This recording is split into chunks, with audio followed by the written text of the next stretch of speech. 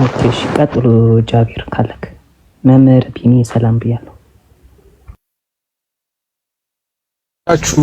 በያላችሁበት ሰላም ይብዛላችሁ።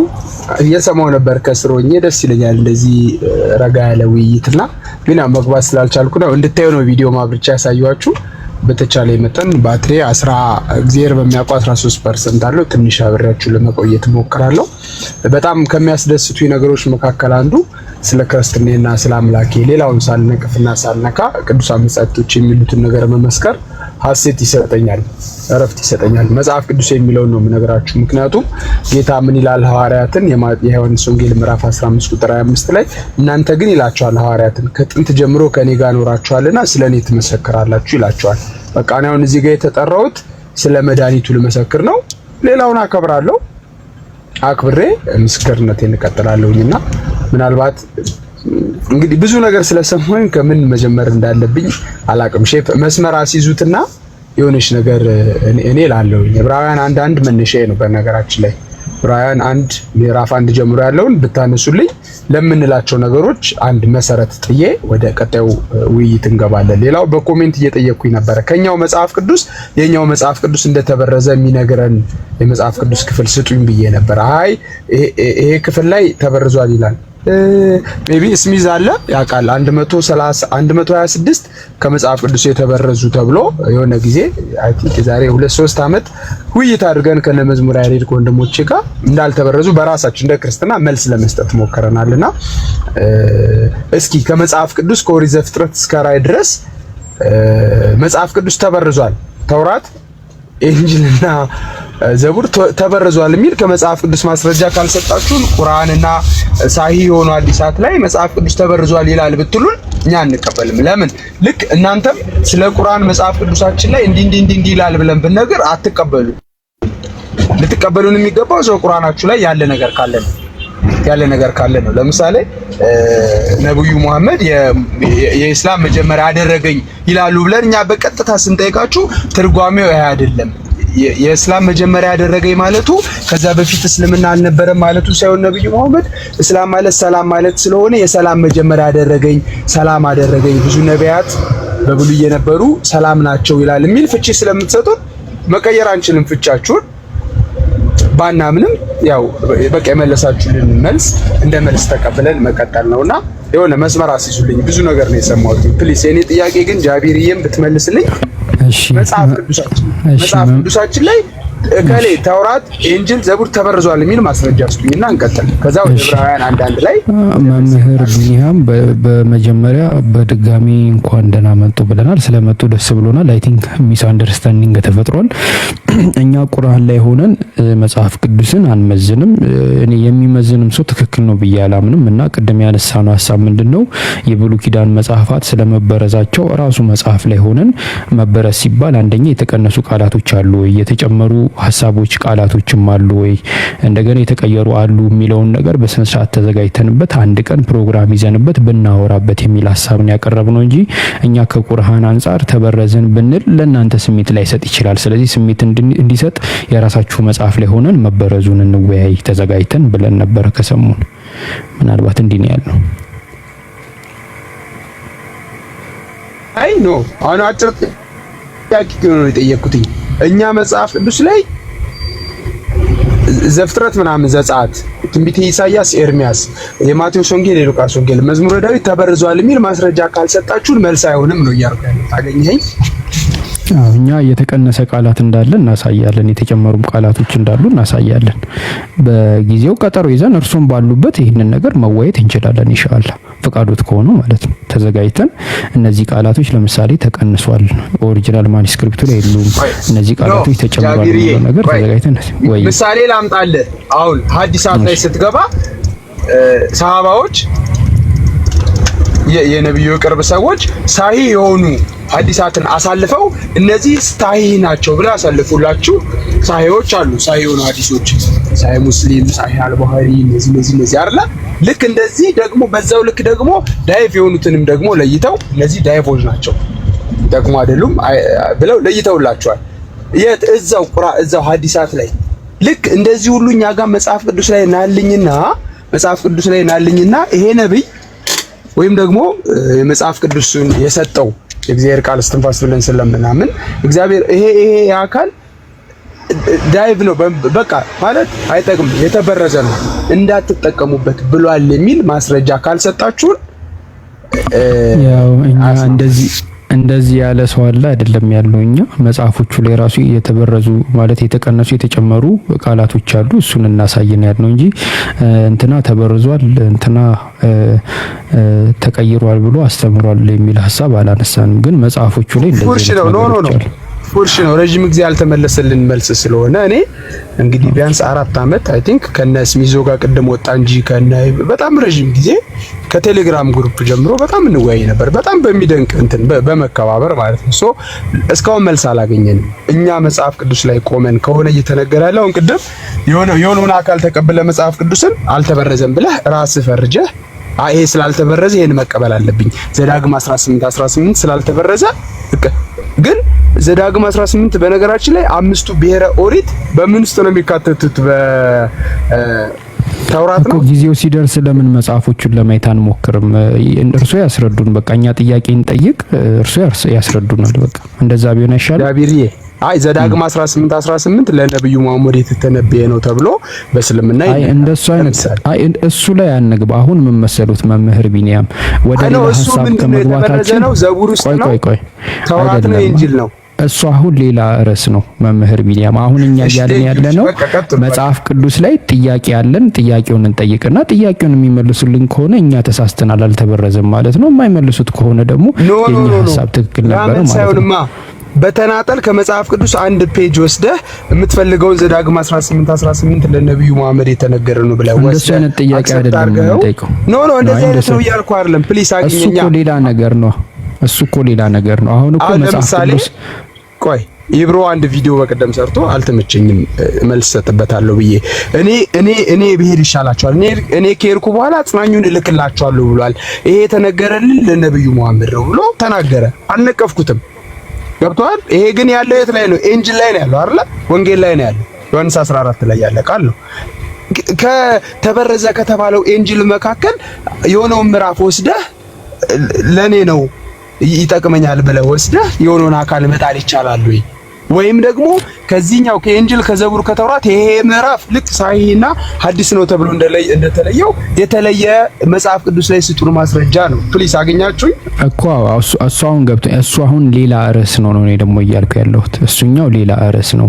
እናንተ የምትፈልጉትን ትወስዳላችሁ፣ የማትፈልጉትን ወይ ደግሞ ለእናንተ መልስ የሚሆኑ ነገሮችን ለምሳሌ እንደምትሉት ኢየሱስ ክርስቶስ ሰው ነው የሚለውን ነብይ የሚለውን ትወስዳላችሁ፣ አምላክ የሚለውን ግን አትወስዱትም። እንደምትሉት የምትፈልጉትን ትወስዳላችሁ፣ ማፈልጉትን አትወስዱምና ለምን እንዲደረጋል የሚል ጥያቄ ነው። እሱ ሌላ ርዕስ ነው መምህር ቢኒያም። እኔ ደግሞ አሁን እያልኩት ያለው ነገር ሌላ ነው። እሱን በቀጣይ በስነ ስርዓት ተነጋግረን በውስጥ ስነ ስርዓት ባለው መንገድ ተነጋግረን መወያየት እንችላለን። አሁን ፍቃዶት ከሆነ ክርስትና ላይ ያለንን ጥያቄዎች እያነሳን ቢያስተምሩን ደስ ይለኛል፣ ፍቃዶት የሚችሉ ከሆነ። ወደዛ ምገባው ግን ዕብራውያን አንዳንድን አንብባችሁልኝ ፈትቼ ነው ክርስትና የነቢያትና የሐዋርያት ሃይማኖት ነው ብዬ ነው እኔ የምነሳው። ከዛ ወደ ጥያቄያችሁ ገባለሁ። ብዙ የተባለውን ነገር ማጥራት ስላለብኝ ዕብራውያን አንዳንድን አንብቡልኝና ልፍታ። ክርስትና ላለው የነቢያትና የሐዋርያት ሃይማኖት ነው።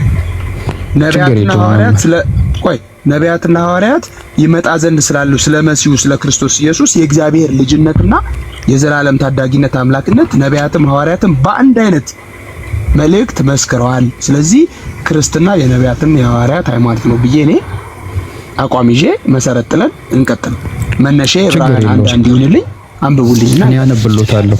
ችግር የለውም፣ አስተናግዱታለሁ ደስ እያለኝ ማለት ነው። የዕብራውያን መጽሐፍ ቁጥር 1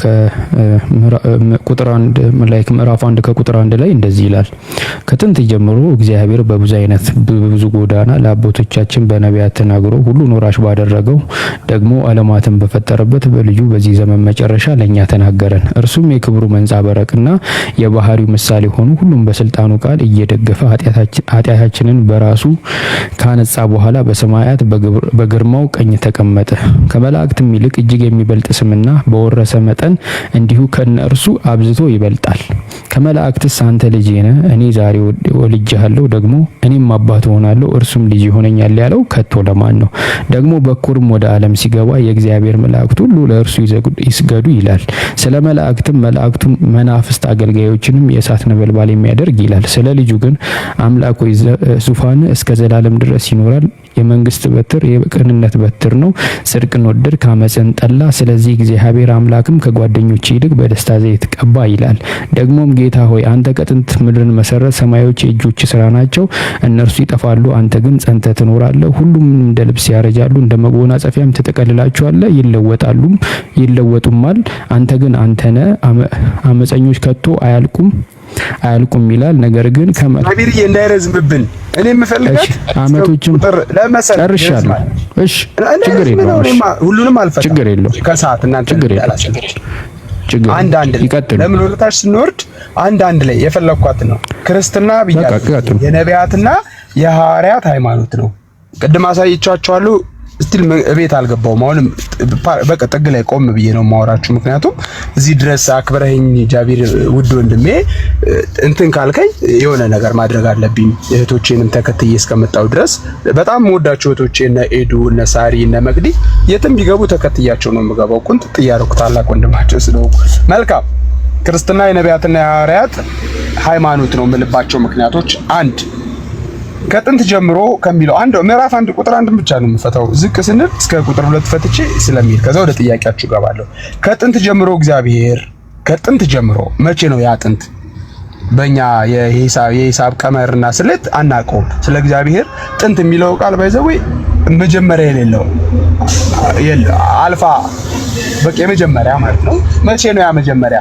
እንደ ዘመን አቆጣጠር 5000 ምናምን አይደለም። በቃ ጥንት አለ። መልካም ከጥንት ጀምሮ እግዚአብሔር በብዙ አይነትና በብዙ ጎዳና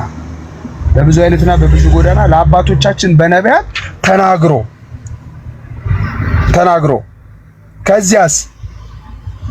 ከዚያስ ዝቅ ይልና በኋላ ዘመን ደግሞ በልጁ ነገረን ይላል። ሁለቷን ነው እኔ መፍታት የምፈልገው። ከጥንት ጀምሮ ማለት ነው እግዚአብሔር ባወቀ ከጥንት፣ ለኛ ግን ሰው ስለሆነ ሰው ከተፈጠረ ጀምሮ በሚለው ነው የምንይዘው። መልእክቱ ለኛ ስለሆነ ሰው ከተፈጠረ ጀምሮ እግዚአብሔር ራሱን ለሰዎች ከመግለጥና ሰዎችን ከማስተማር ወደ ኋላ ብሎ እንደማያውቅ የሚያሳይ ነው። ከጥንት ጀምሮ እግዚአብሔር ተናገረ ሲል ወደ ኋላ ብሎ አያውቅም። እግዚአብሔር ሰዎችን ያላስተማረበት፣ ሰዎችን ያልመከረበትና ሰዎችን ያልገሰጸበት ጊዜ የለም ማለት ነው። ራሱን ያልገለጠበት ጊዜ የለም። እግዚአብሔር ለማይክሮ ሰከንድ ተሰውሮ አያውቅም። ሙሉ በኩል ነው እግዚአብሔር። ከጥንት ጀምሮ ለአባቶቻችን ከኖህ ጋር ተነጋግሯል። አባቶቻችን ወደ ኋላ መሄድ እንችላለን። ኖህን እንዳለው እንዳናገሩ ዘፍጥረት 7 ላይ ኖህንም እንዲህ አለው ተናግሯል ለሚለው ማረጋገጫችን እግዚአብሔር ኖህንም እንዲህ አለው አንተ ቤተሰቦችን ሁሉ ይዘህ ወደ መርከቡ ግባ ብለው አናገረው ይላል። አብርሃምን እግዚአብሔር ተነጋግሮታል። እግዚአብሔርም አብርሃምን አለው ከሀገርህ ከዘመዶች ከአባት ቤት ተለይተህ እኔ ወደ ማሳይ ምድር ውጣ አለው። ተነጋግሯል እግዚአብሔር ከአብርሃም ጋር ዘፍጥረት 12:1። እግዚአብሔርም ሙሴን አለው ምን አለው? በመካከላችሁ ነብይ ቢኖር እኔ እግዚአብሔር በራእይ እገለጥለታለሁ ወይም በህልም አናግረዋለሁ። ባሪያዬ ሙሴ ግን እንዲህ አይደለም፣ እርሱ በቤቱ ሁሉ ላይ የታመነ ነው። እኔ አፍ ለአፍ እግዚአብሔር በግልጥ አናገራቸው ብለን የለ ምን አለ እግዚአብሔር በቃሉ እኔ አፍ ለአፍ በግልጥ አናግረዋለሁ። በምሳሌ አይደለም ማለት እግዚአብሔር ሙሴን ያናገረበት በምሳሌ አይደለም። እኔ አፍ ለአፍ አነጋግረዋለሁ። የእግዚአብሔርን መልአክ ያህል በባሪያዬ በሙሴ ላይ ትናገሩ ዘንድ ስለምን አልፈራችሁም እያለ ዘኍልቍ 12:1 ጀምራችሁ ሲናገር እንመለከታለን። ይሄ ተግሳጽ ነው። አሮንና ማርያምን የገሰጸበት ነው። አፍ ለአፍ የማናገረው ባሪያዬ ላይ እንዴት ክፉ ነገር ትናገራላችሁ? ኢትዮጵያዊቱን ስላገባ ስለተናገሩት ነው። አጠር ላድርገው። ቀጠለ እግዚአብሔር ከጥንት ጀምሮ ለአባቶቻችን በብዙ አይነትና በብዙ ጎዳና። ምንድነው? እንዴት ነው እግዚአብሔር በብዙ አይነትና በብዙ ጎዳና የተናገረው ካልን የእግዚአብሔር ትእዛዝ ለሰዎች የሚተላለፈው በተለያየ መንገድ ነው። በብዙ አይነትና በብዙ ጎዳና በተለያየ መንገድ ይናገራል እግዚአብሔር ለሰዎች መልእክቱን ሲያስተላልፍ። ስለዚህ እግዚአብሔር ለአባቶቻችን በተለያየ ስልት ቃሉን አስተላልፎላቸዋል። በነቢያት ቅድም ብዙ ጥቅስ መስጠት እችላለሁ። በነ ኢያሱ፣ በነ ሙሴ፣ በነ ኤልያስ በህልም ያናገራቸዋሉ፣ በራእይ ያናገራቸዋሉ። በራእይ ያናገራቸው ዘፍጥረትና በህልሙ ተናግሮታል። እነ ኢያሱ ጥቅስ መያዝ ትችላላችሁ። መጽሐፈ ኢያሱ ምዕራፍ 1 ቁጥር 1 ላይ እነዚህን ሁሉ እግዚአብሔር አናግሯል። በብዙ አይነት፣ በብዙ ብር፣ በብዙ ጎዳና፣ በብዙ አይነት፣ በብዙ ስለዚህ ከዚህስ በኋላ ከተናገረ በኋላ ግን ሁሉን አራሽ ባደረገው በኋላ ዘመን ደግሞ በልጁ ነገረን ነው። ቅድም ቤቲ ወጣች መሰለኝ ምን ስትል ሰምቻታለሁ። ቤቲ በዩኒቨርሲቲ ጃቪርዬም ስትል እንደነበረው ድሮ ማመልከው እግዚአብሔር አብ አላህ ሆኖ አንድ ሆኖ አግኝቻለሁ ብለሃል። ይሄ ድሮ የምታውቀው ቤተልሔምዬም ድሮ የምታውቀው አንዱ እግዚአብሔር አላህ ሆኖ አግኝተናል ብላችኋል። ይሁንላችሁ። ይሄ አንዱ እግዚአብሔር ግን ልጅ አለኝ እያለ ነው። በልጁ ደግሞ በኋላ ዘመን ነገረን ይላል። በልጁ ደግሞ ምን አደረገን? በኋላ ዘመን ነገረን። ሁሉን ወራሽ ባደረገው በልጁ ደግሞ ነገረን። በብዙ አይነት፣ በብዙ ህብር፣ በብዙ ጎዳና ለነቢያት 5500 ዘመን ሲናገር ቆይቶ ሁሉን ወራሽ ባደረገው በልጁ ደግሞ ብዙ ነገር ጠየቀን። ሁሉ የተባለው ምንድነው? ወራሽ ሆኖ ማን ነው? አውራሹ ማን ነው? የሚሉ ብዙ ፍቺዎች አሉ። ስለዚህ ክርስትና የነቢያትም የሐዋርያትም ሃይማኖት ነው የምለው። በነቢያት ተናግሯል። በሐዋርያትስ ተናግሯል? አዎ ተናግሯል። በሐዋርያት ላይ አድሮ ጌትነቱን አምላክነቱን ተናግሯል። ይሄን በመሳሰል ሁኔታ ክርስትና የነቢያትና የሐዋርያት ሃይማኖት ነው ብለን እንቀጥላለን። ወደ ጥያቄያችሁ መግባት እችላለሁ። ጃቢር እንዳላበዛ ነው ብዙ ማለት ይችል ነበረ። ይቅርታ ካበዛውባችሁ ይቅር በሉኝ። እሺ ያው በእናንተ ቋንቋ ቃለ ሕይወት ያሰማልን፣ መንግስተ ሰማያት ያዋርስልን፣ አጥንቱን የሚያለመልም የምስጋና ከዚህ በኋላ ጠፋብኝ። እሺ መምህር እናመሰግናለን ለማብራሪያው። ያው ጥያቄያችንን የምንጀምረው አሁን እርስዎ ከጀመሩበት ነገር ነው። ዕብራውያን 1 ምዕራፍ 1 ከቁጥር 1 ላይ ከጥንት ጀምሮ እግዚአብሔር በብዙ አይነት ጎዳና ለአባቶቻችን በነቢያት ተናግሮ ይላልና እዚህ ጋር ሲናገር የነበረው እግዚአብሔር አብ ነው፣ እግዚአብሔር ወልድ ነው፣ እግዚአብሔር መንፈስ ቅዱስ ነው ወይስ ሶስቱም ናቸው ሲናገሩ የነበሩት? ይሄ የመጀመሪያ ጥያቄ ነው ካነሱት ማለት ነው። እግዚአብሔር ስንል አብን ወልድን መንፈስ ቅዱስን ነው። ኦኬ ስለዚህ እዚህ ጋር ስላሴ ነበር ሲናገሩ የነበሩት ማለት ነው። በቃ እግዚአብሔር ስንልኛ አብን ወልድን መንፈስ ቅዱስ ነው። በሆነ ቦታ እግዚአብሔር ካለ ወልድም ሊሆን ይችላል፣ መንፈስ ቅዱስም ሊሆን ይችላል፣ አብም ሊሆን ይችላል። እዚህ ጋር ግን እግዚአብሔር ካለ ከጥንት ጀምሮ አብ፣ ወልድ፣ መንፈስ ቅዱስ በብዙ ህብር በብዙ ጎዳና በነቢያት አድረው ሲናገር ነበር። ኦኬ እሺ አሁን እንዲህ ካሉን ከጥንት ጀምሮ አብ፣ ወልድ፣ መንፈስ ቅዱስ በብዙ አይነትና በብዙ ጎዳና ለአባቶቻችን በነቢያት ተናግሮ ሁሉን ወራሽ ባደረገው ደግሞ ዓለማትን በፈጠረበት በልጁ የተባለው ማን ነው? እዚህ ጋር ልጁ የተባለ አለ። በልጁ ደግሞ ነገረን ወልድ። ኦኬ በልጁ የነገረን ማን ነው?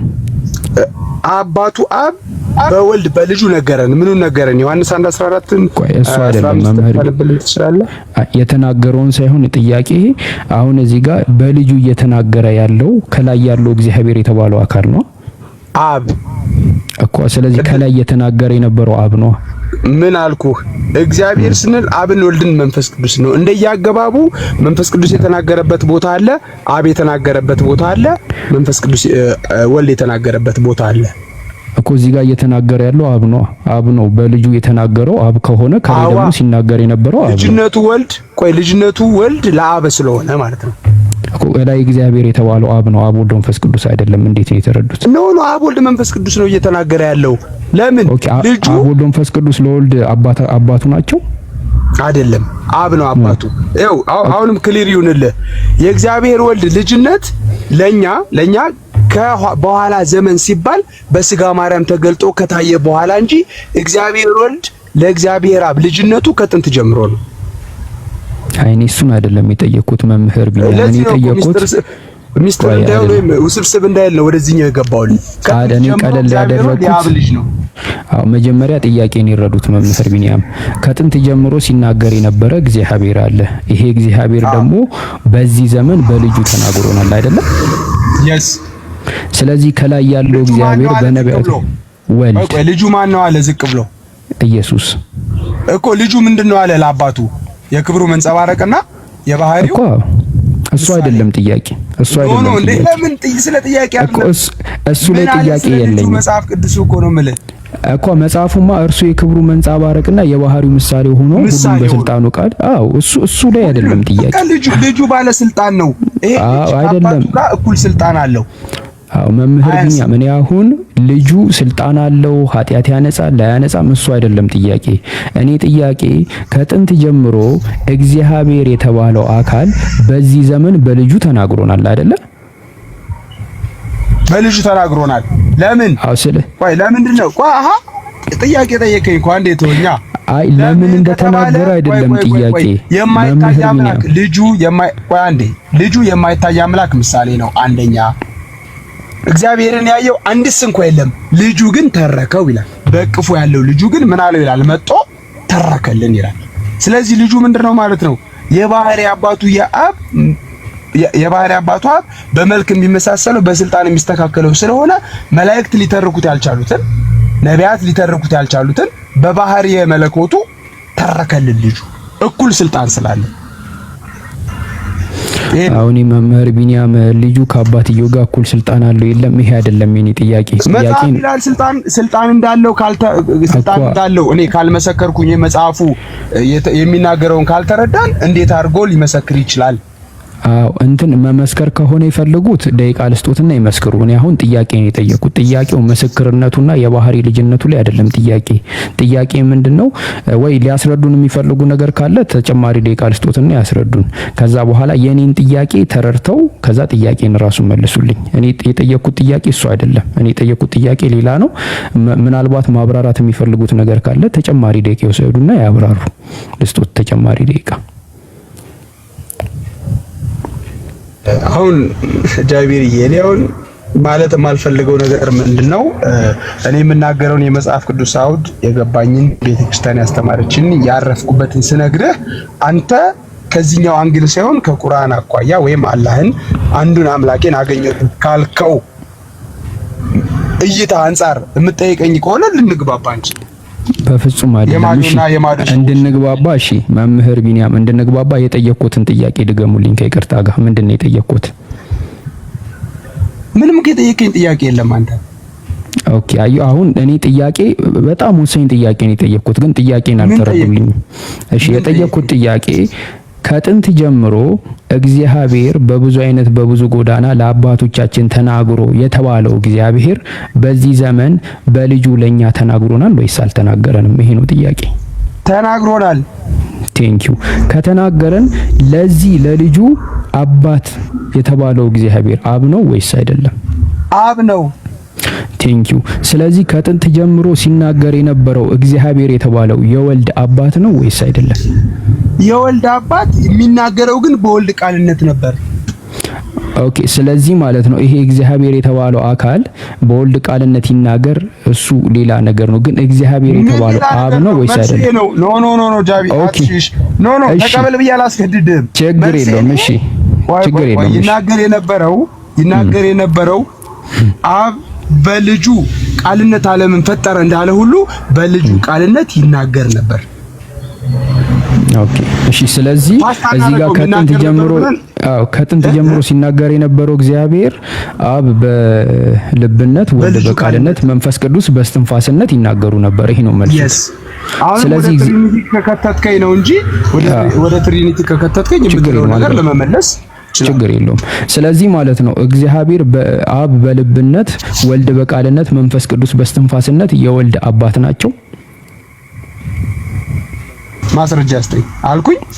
አይ በመጽሐፍ አለ እኮ ይሄ ከጥንት ጀምሮ በአብ ልብነት በወልድ ቃልነት በመንፈስ ቅዱስ እስትንፋስነት ሲናገረው የነበረው እግዚአብሔር ሥላሴ ልጄ ብሎ ጠራው ወልድን። ይሄው ከታች ቆይ ዓለምን በቃሉ ፈጠረ ካለ መጽሐፍ ቅዱስ ዓለምን በቃሉ ፈጠረ ካለ ምን ማድረግ አትችልም። አይ እሱ ዳዊት መዝሙር 32 ላይ እሱ አይደለም መልስ ልስጣ ማስረጃ እኮ ነው። ይመልሱና ወደ ሌላ እንቀጥላለን። እሺ ቀጥሉ እኮ መዝሙር 32 ላይ አንዴ ጠብቀኝ። መዝሙር 32 ላይ ሳይሉ ለእግዚአብሔር መላምድረ ወበቃለ እግዚአብሔር ጸና ሰማያት ይላል። በእግዚአብሔር ቃል ሰማዮች ጸኑ ይላል። የእግዚአብሔር ቸርነት ምድርን መላች። ወበቃለ እግዚአብሔር ጸና ሰማያት፣ በእግዚአብሔር ቃል ሰማያት ጸኑ ይላል። ሌላ እግዚአብሔር የሆነ ቃል ተጠቅሞ አይደለም። በአብ ልብነት በወልድ ቃልነት በመንፈስ ቅዱስ እስትንፋስነት ህልውና ሕያው ሆነው የሚኖሩ ሥላሴ የግብር ሶስትነት አለ፣ የስም ሶስትነት አለ፣ የስም የግብር የአካል ሶስትነት አለ። ይሄ እንዳልኩ ወደ ትሪኒቲ ስለሚከተኝ እዚህ ውስጥ አሁን አትክተተኝ። እየተጠያየቅን ያለነው ክርስትና የነቢያትና የሐዋርያት ሃይማኖት ነው ወይ? አዎ፣ በነቢያት አድሮ እግዚአብሔር ጌትነቱን አምላክነቱን ገልጧል። እንደሚወርድ እንደሚወለድ እነ ኢሳይያስ ላይ አድሮ ተናግሯል። ሕፃን እንደተወለደልን ወንድ ልጅም እንደተሰጠን የአለቅነት ስልጣን በጫንቃው ላይ እንደሆነ ስሙም ድንቅ መካር ኃያል አምላክ የዘላለም አባት የሰላም አለቃ እንደሚሆን በነቢያት አድሮ የተናገረው ቃል ተፈጽሟል። መጽሐፍ እሺ መምህር ቢኒያን ያው መልስ ነው ብለው የሰጡትን መልስ ተቀብለናል። ያው ትዝብቱን ለታዳሚ ነው ምንቶ። እሺ ሁለተኛ ጥያቄያችን እዚህ ላይ ያው የሃይማኖት መጽሐፍ ላይ ኢየሱስ ክርስቶስን ወይ ደግሞ ወልድን ሲናገር ከእውነተኛ አምላክ የተገኘ እውነተኛ አምላክ ከእውነተኛ ብርሃን የተገኘ እውነተኛ ብርሃን የተወለደ እንጂ ያልተፈጠረ የምትባል ጥቅስ አለች እንደምናስታውሰው አይ ቲንክ እርግጠኛ ነኝ እንደዚህ የሚላለ የሃይማኖት ጸሎት ላይ የሃይማኖት ጸሎት የሚል ጥቅስ አለው እኮ እኔ አሁን እንደ ሐሳብ ነው ያነሱ ያለሁት። አቆ ጥቅሱን ታውቃለህ? በማስረጃ በጥቅስ ጠይቀኝ። እዚህ ጋር የተወለደ እንጂ አልተፈጠረ የሚል ከጥቅስ ለምን መሰለህ? አሁን ከመጽሐፍ ቅዱስ ውጪ በጥቅስልህ ላትቀበለኝ ትችላለህ። ችግር የለውም። መጽሐፍ ቅዱስ ላይ ጠይቅ። በቃ እኔ ምን ግባባ ስለመሰለኝ ነው። እዚሁ ላይ ጥቅስ አለው ስጠኝ። ጥቅሶቹ ችግር የለውም። ስለመወለዱ ከአብ ጥቅስ ልስጦት ችግር የለውም። ዕብራውያን 1 ምዕራፍ 1 ቁጥር 5 ላይ ከመላእክትስ አንተ ልጄ ነህ እኔ ዛሬ ወልጄዋለሁ ደግሞ እኔም አባት ሆናለሁ እርሱም ልጅ ይሆነኛል ያለው ከቶ ለማን ነው ይላል። ይሄ ቅድመ ዓለም አብ ወልድን እንደወለደው የሚያሳይ ጥቅስ ነው ካልተሳሳትኩ ትክክል ነው። እሺ አሁን ዛሬ ወለድኩ የሚልም አለ መዝሙር ላይ። አዎ እና ምንድነው ጥያቄ እዚህ ጋር አብ ቅድመ ዓለም ወልድን ሲወልደው ምኑን ነው የወለደው? የተወለደው ነገር ምንድነው? እሱ ነው ጥያቄ። ምን የተገለጠ ነገር አለ? በእንደዚህ አይነት መንገድ ወለደው የሚል አለ። ሁለተኛ ልደቱ ተገልጧል። የመጀመሪያ ልደቱ በእንደዚህ አይነት አወላለድ ወለደው የሚል ጥቅስ አለ። አይ በምን አይነት ሁኔታ ወለደው ሲሆን የወለደው ምኑን ነው? የተወለደው ምንድነው? እንደዚህ ወለደው ምናምን ሳይሆን የተወለደው ነገር ምንድነው? ከምን ተነስተ ጥያቄውን እኮ ጠየቀኝ። ጥቅስ ስጠኝ ነው ወይም ደግሞ ይላልና ስጠኝ ነው። አይ አልገባኝም። ኦኬ ለጠይቁት ችግር የለውም። ኦኬ ይቅርታ ስልክ ገብቶብኝ ነው ዘጋውቴ። የተወለደው በዚህ ነው የሚል ማስረጃ አለ ወይ ነው እያልኩ ያለው። ይሄው አንተ ልጄ ነህ እኔ ዛሬ ወልጄሃለሁ ሲል አብ ወልድን ሲወልደው ወልጄሃለሁ ሲለው ምኑን ወልዶት ነው እኮ? ምኑን ነው የወለደው?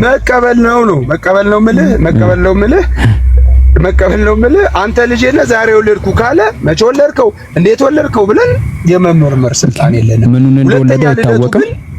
ቆይ አላልኩም። ወለድኩ እያለው ምንድነው? ማን እንደወለደው አይታወቅም አይደል? ማን ነው አይደል? ማን ነው የወለደው አይደለም። መምህር ቢኒያም ማን ነው የወለደው አላልኩም። ምኑን ነው የወለደው? የተወለደው ምኑ ነው? አብ ወልድን ምኑን ነው የወለደው? ምን አለ እዚህ ጋር? ምን ነው ወለድኩ አለ። ወልጄሃለሁ ነው ያለው። ምን ነው ወለድኩ ይላል። ወልጄሃለሁ ታዲያ ምን ነው ወለድኩ የሚል ከሌለ አልተጻፈ ለምን አንበት ትጠይቀኛለህ? ኦኬ እሺ። ስለዚህ በቃ ዛሬ ወለድኩ አለው። ምንን ማቄን ጨርቄን እንትኔን አላለም። በቃ አንተ ልጄ ነህ። ቆይ አንተ ልጄ ነህ ዛሬ ወለድኩ። ቆይ እኔ አባት ሆነዋለሁ እርሱም ልጅ ይሆነኛል አለ። በቃ ከመላእክት አንተ ልጄ ነህ ዛሬ ወልጄሃለሁ የሚል የለም አለ። ገብቶሃል? የለም አለ። በነገራችን ላይ መዝሙር 2:7 ላይ ነው እግዚአብሔር አለኝ አንተ ልጄ ነህ ዛሬ ወልጄሃለሁ። በትንቢት በመንፈስ ቅዱስ መነጽርነት የተነገረውን ቃል ነው ዳዊት ቁጭ አደረገልን። እግዚአብሔር አለኝ ምን አለኝ? አንተ ልጄ ነህ ዛሬ ወለድኩ። መቼ ነው ያ ዛሬ? ዛሬም ልጁ ነው ማ ወልድ። የማን ልጅ ነው? የአብ ልጅ። ዛሬም አባቱ ነው ማን? አብ። የማን አባት? የወልድ አባት።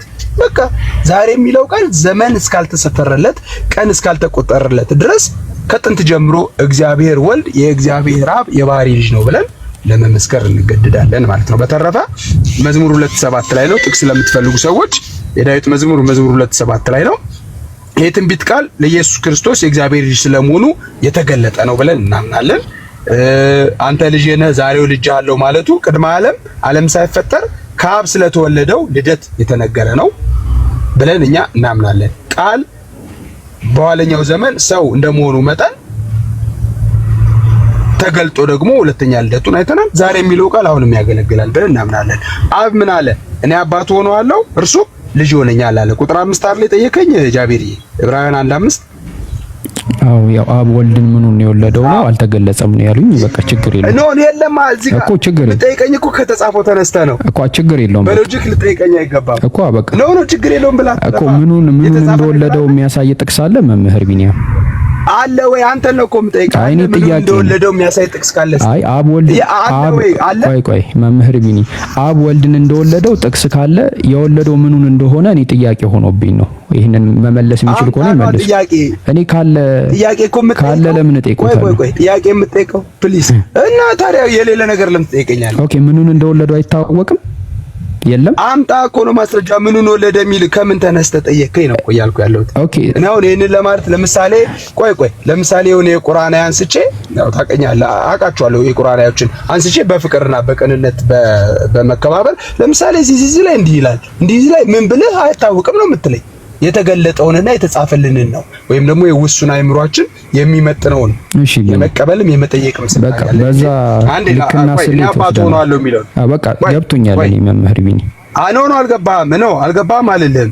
የገባኝን ልንገሮት እኔ አባቶ ሆኖ አለው የገባኝን ልንገሮትና ያርሙኛል ለኦዲየንሱ ልግለጥ እኮ የገባኝን ልንገሮትና ያርሙኛል። በዛም ለኦዲየንሱ ልናገር ኢየሱስ ክርስቶስ ወይ ደግሞ ምን ጠይቀኝ ነው ምን የገባህ እኮ አሁን የለም። እስካሁን ያስረዱኝን ልንገሮት እስካሁን ያስረዱኝን እንደገባኝ ልንገሮት። ከዛ እኔ አባቶ ሆኖ አለው የሚለውን ለምንድን ነው የፈራው? ልፍታዋ ነኝ ፈቱት እኮ እስካሁን እያብራሩት ነበር። ቀድሞ ዓለም ወልዶታል አሉ ልጄ ነው እኔ አባት ሆኖ አለ ያለው ማን ነው የሚለው ልፍታ። እሺ ቀጥሉሽ። መልካም እኔ አባት ሆኖ አለው እርሱም ልጅ ሆነኛል። ቁጥር 5 ዕብራውያን 1:5 ይህ ቃል የእግዚአብሔር ቃል ነው እንደምታውቁት። ለጊዜው በዳዊት ዙፋን ላይ ለሚነግሰው ልብ በል አንብታችን እንዴት እንደሚፈታ በጊዜው በዳዊት ዙፋን ላይ ስለሚነግሰው ስለ ሰለሞን የተነገረ ሲሆን ፍጻሜው ግን ስለ ኢየሱስ ክርስቶስ መሆኑን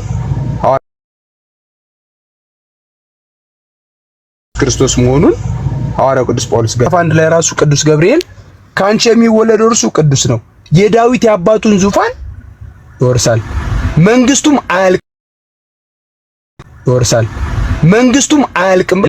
መንግስቱ ለዘላለም ነው አለ። የዳዊት ልጅ ሰለሞን የዘላለም መንግስት አላገኘም፣ አረፍተ ዘመን ገጥቶት ሞቷል።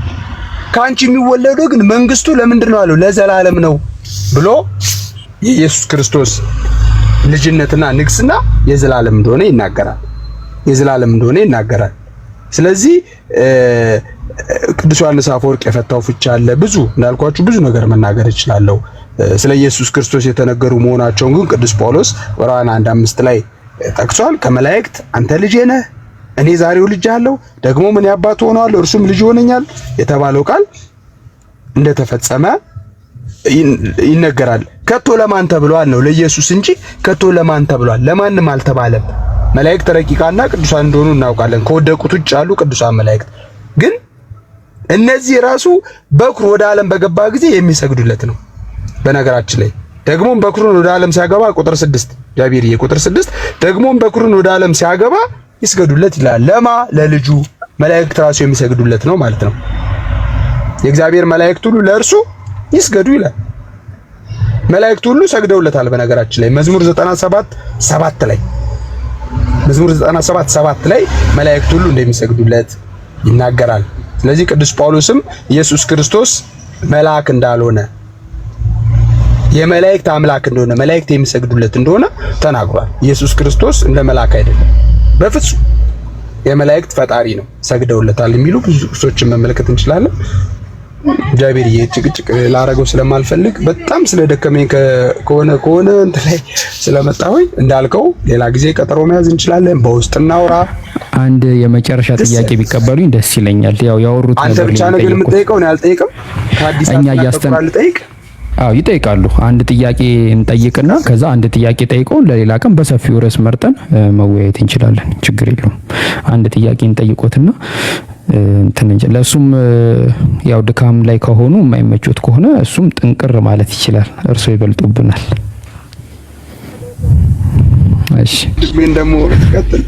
እሺ አሁን ጥያቄ ምንድነው? ለኢየሱስ ክርስቶስ ማርያም የባህሪ እናቱ ናት ወይ የሚል ጥያቄ ነኝ ያለኝ መምህር ቢኒያም። ወይም የቤተክርስቲያን መጽሐፍ ጥቅስ ስጠኝ። እኔ ጥያቄ ነው የጠየቅኩት። ማርያም ከየት የመጣ እኮ ከየት የራስ ጭንቅላት የፈለሰፈው ከሆነ ይሄ ፐርሰናል የሆነ ነገር ነው እኮ አይመለስም ማለት ነው። ማርያም የኢየሱስ ክርስቶስ የባህሪ እናቱ ናት ብዬ ጥያቄ ቢፈጠርብኝ አይመለስም። ጃቢር 785 ሰው ሞኝ አይደለም። እሺ 785 ሰው ያገናዝባል። እኔ ኦዲየንስ በጣም ነው ማከብረው፣ ባይዘው በጣም ነው ማከብረው። 784 ሰው የሚሳደበው ይሳደብ፣ ችግር የለም። ኦኬ ኮሜንት ማየት ስለማልፈልግ። በተረፈ ግን አእምሮ ያለው ሰው ግን ከምን እኔ አሁን ጥያቄ ስጠይቅ ከቁርአን ተነስቼ ግን ርዕሳችን ስለሚያስለቅቅ እኔ አልጠይቅም። ስለዚህ ችግር የለውም። እሺ ጥቅስ አይደለም ጥቅስ ጠቅስና ወይ ከሐዲሳት እዚህ ላይ እንዲህ ይላል አልገባኝም፣ አስረዳኝ ነው የምልህ። ማርያም የባህሪ ከየት አገኘው? ከምን ቃል መነሻነት ልመልስልህ? ኦኬ እንትን ምንድነው መጽሐፍ ቅዱስ ማርያም ኢየሱስ ክርስቶስን እንደወለደችውና ማርያም እናቱ እንደሆነች ይነግረናል አይደለ? በነገራችን ላይ በዚህ አጋጣሚ ኮመንት ላይ የምትስቁ የምታላገጡ ሰዎች የእናንተ መምህር ገብቶ እንደዚህ ቢደረግበት እርር ስለምትሉ በእናንተ እንዲደረግ የማፈልጉትን ነገር እናንተ ሌላ ሰው ላይ አታድርጉ። ሞዴሬተሮች ደግሞ ሙስሊም ይሁን ክርስቲያን የሚስቅ ኢሞጂ የሚለቅ ትርፍ ነገር የሚጽፍ ሰው ሚውት ታደርጋላችሁ። አልባሌ ይሄ ጋጥ ወጥ ነገር የሚጽፍ ሰው ካለ ደግሞ ብሎክ እያደረጋችሁ ከቤቱ ታስወጣላችሁ። ቦታው ስላልሆነ ማለት ነው። ስነ ስርዓት ይኑራችሁ። ይሄ ሰውን የምታስተናግዱበት መንገድ አይደለም፣ ስነ ስርዓት አይደለም። ሞዴሬተር ስላላችሁ ያያችሁ ተከታተሉ። ላስተማሩ እሺ መምህር ቢኒያም መጽሐፍ ቅዱስን ታሳቢና ዋቢ በማድረግ ማርያም የኢየሱስ ክርስቶስ እናት መሆኗ ይታወቃል። ትክክል ነኝ? ከዚህ ነገር በመነሳት ማርያም የኢየሱስ ክርስቶስ የባህሪ እናቱ ናት ወይ ብዬ ጥያቄ ፈጠረብኝ። ይሄንን ከቻሉ ይመልሱልኝ። ጃቢር ላይ ከቻሉ ካልቻሉ ላልችል እችላለሁ። ሙሉ አይደለሁም። ያው ስላልከኝ መምህር ምናምን ብለህ ስላከበርከኝ ቴንኪው፣ ክብር ያድልልኝ እንጂ ይሄን ያህል ፊት አይደለሁም። የሚጎድለኝ ነገር ካለ አባቶቼን እንጠይቃለሁ። ግን ማርያም የባህሪ እናቱ ነች የሚል የቤተ ክርስቲያን አስተምሮ ሳታገኝ በጭንቅላት እንዴት ፈጠረብህ ነው እያልኩ ያለው። አው የባህሪ እናት ማለት ያው ሰውን ነው የሚወልደው። ማርያምም ደግሞ ያው ወንድ ልጅ ነው የወለደችው። ከዛ ነገር አንፃር እንደ ጥያቄ መጽሐፉ ላይ ካንቺ የሚወለደው ቅዱስ ነው። የሚወለደውም እንደ ሰው ሳይሆን በመንፈስ ቅዱስ ግብር ነው ከተባለ በእግዚአብሔር ኃይልና በእግዚአብሔር ፈቃድ ነው የሚወለደው። ስለዚህ ያ የሚወለደው ከሷ አምላክ ወሰብ ነው እኮ የባህሪ ልጇ ነው። ይሄ ነው ጥያቄ። ማርያም ኢየሱስ የባህሪ ልጇ አይ እኔ ጥያቄ ነው። አይ ጥያቄ ከሆነ ነው በሉኝ፣ ካልሆነ እኔ ጥያቄ ፈጠረብኝ፣ ጭንቅላቴ ላይ ፈጠረብኝ። አሁንም አላነጻጽርም ጃቢር። ቆይ ጥያቄ ግዴታ አናስቼ ፕሊዝ ችግር የለውም።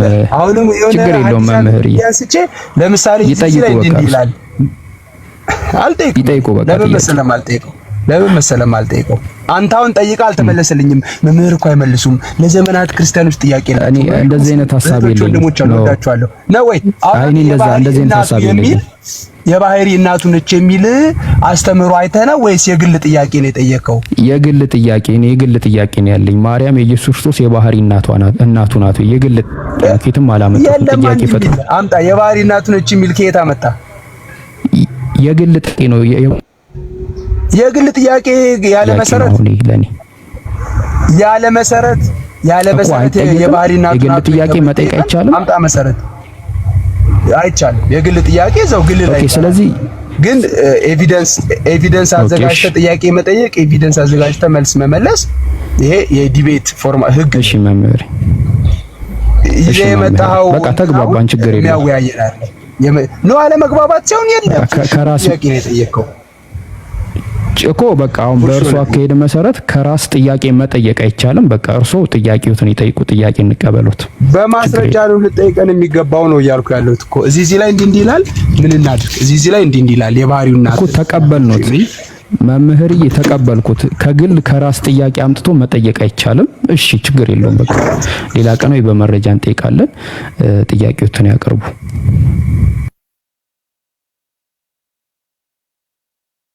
ገመኝም እናንተን የመሰሉ እህቶችን ወንድሞችን አግኝቼ በዛውም 900 ሰው ባለበት በፍቅር መወያየት ባህሪንም ታውቃለህ። ተከባብሬ ቪዲዮም ስሰራ ተከባብሬ ነውና ይሄንን መናገር እንችላለን። ክርስቶስ ኢየሱስ ሮሜ 9:5 ላይ ኢየሱስ ክርስቶስ ከአባቶቻችን በስጋ መጣ፣ እሱም ከሁሉ በላይ ከብሮ የሚኖር የዘላለም አምላክ ነው የሚለው የመጽሐፍ ቅዱስ እውነት አለ። ከዚህ ውጪ ማርያም ወይም ደግሞ ኢየሱስ ክርስቶስ ወይም ማርያም ልጇ የባህሪ ልጇ ነው የሚል የመጽሐፍ ቅዱስ ክፍል የለም። ጃቢር እሺ፣ እኔ የሆነ ፍንጭ እንድትሰጠኝ ነው። የእግዚአብሔር አብ የባህሪ ልጅ ነው የሚሉ ስለዚህ የማርያም የባህሪያ ልጇ አይደለም ማለት ነው። አሁን በመንፈስ ቅዱስ ግብር የተወለደ ልጅ ነው እኮ። ስለዚህ የባህሪያ ልጇ አይደለም፣ ያለ ዘራ ብእሲ ነው የተወለደው እኮ። የባህሪ ልጇ አይደለም ማለት ነው ወይ?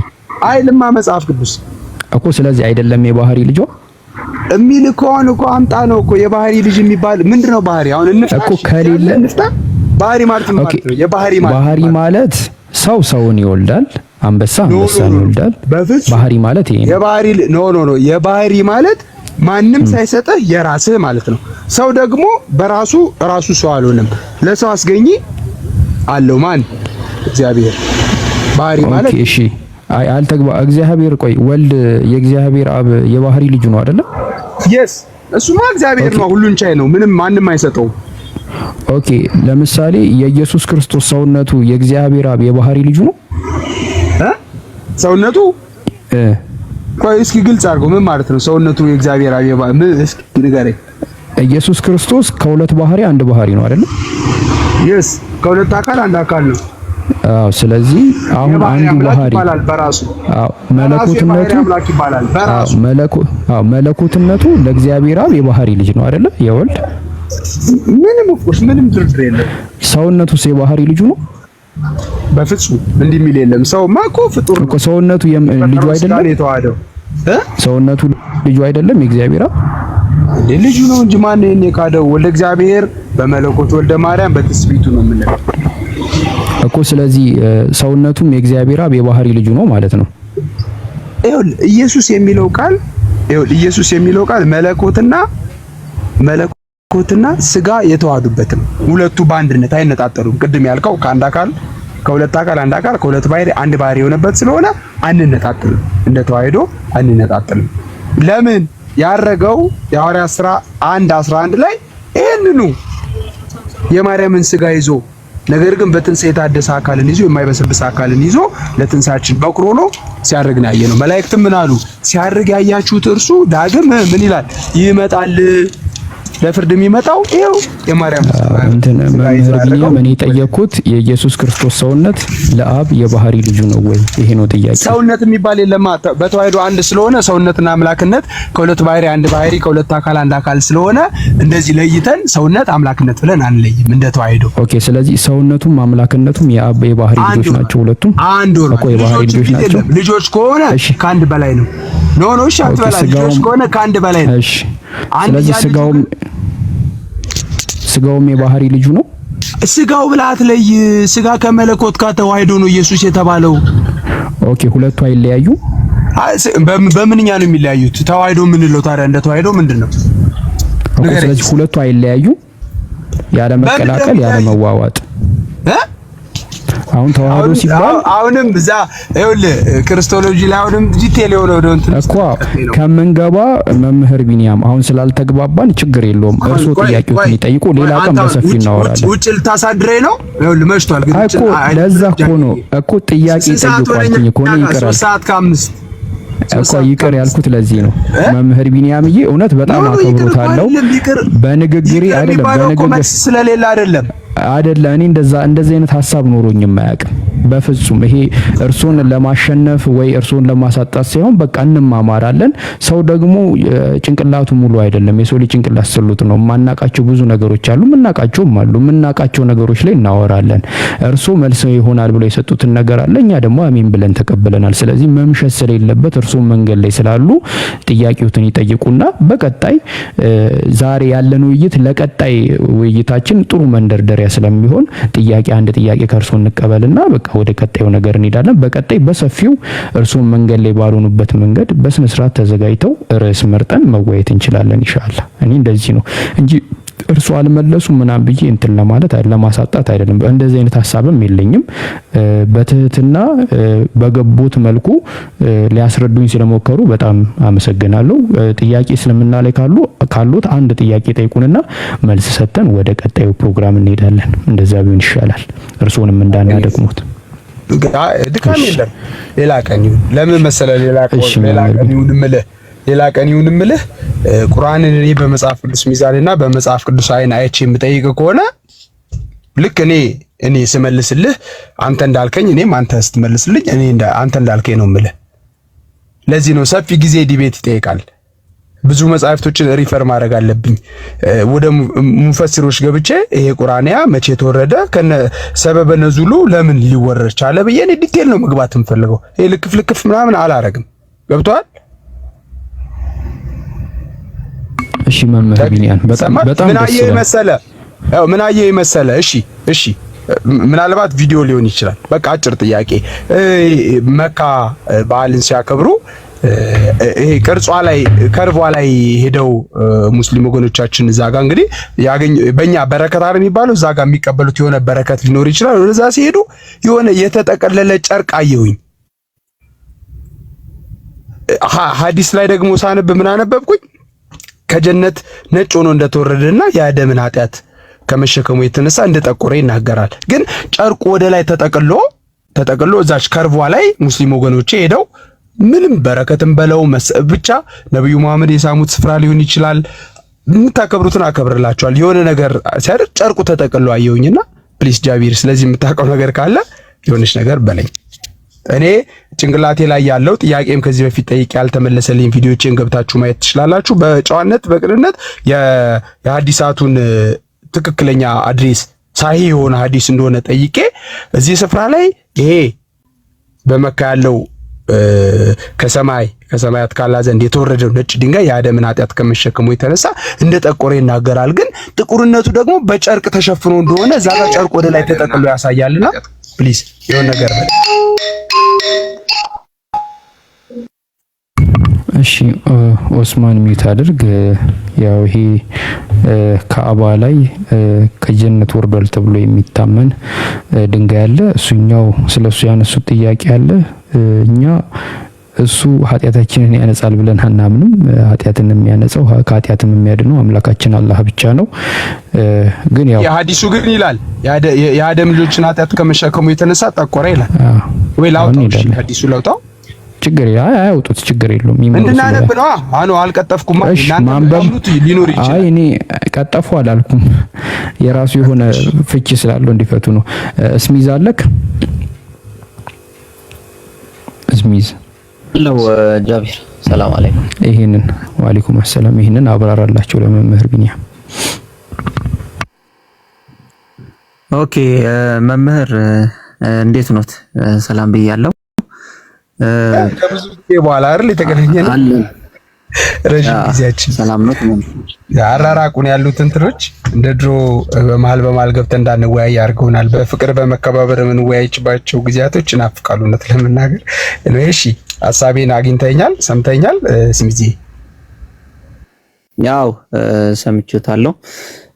ነጥቡ ያለው ምንድነው? ጨርቅ ምናምን ሳይሆን ድንጋይ ነው። ሀጀረል አስወድ ብለን እንጠራዋለን። ይሄ ሀጀረል አስወድ አላህ Subhanahu Wa Ta'ala ጅብሪል አለይሂ ሰላም ኢብራሂም አለይሂ ሰላምና እስማኤል አለይሂ ሰላምን እስልምናችን አስተምሮ ካዕባን ገንብተዋል። በዛን ጊዜ አላህ Subhanahu Wa Ta'ala ከገነት ወይም ደግሞ ከጀነት ያወረደላቸው ድንጋይ ካዕባን ሲገነቡ ማለት ነው። ካዕባን ሲገነቡ ያወረደላቸው አይ ቲንክ ፖዝ ሆነዋል። ሲመለሱ ልቀጥል መሰለኝ። ስልክ ነው መሰለኝ።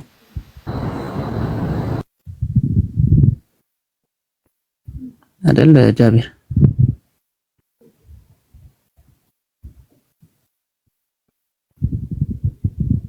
እጀሊ ከፍቱ መሰለኝ። ይሄው እንጠብቃቸው። ጃቢር አለውኝ ወይ? ስልክ በጣም አስቸገረኝ። በጣም ብዙ ስልክ የተደወለና ጆሮአቸው ላይ እንትን ሳረግ ስዘጋባቸው ሲዘጋባቸው አንዳንዴ ፋሚሊም ተጨነቁና አለውኝ ለማለት ነው። ሶሪ። እሺ እስሚዝ እየሰማሁ ነው።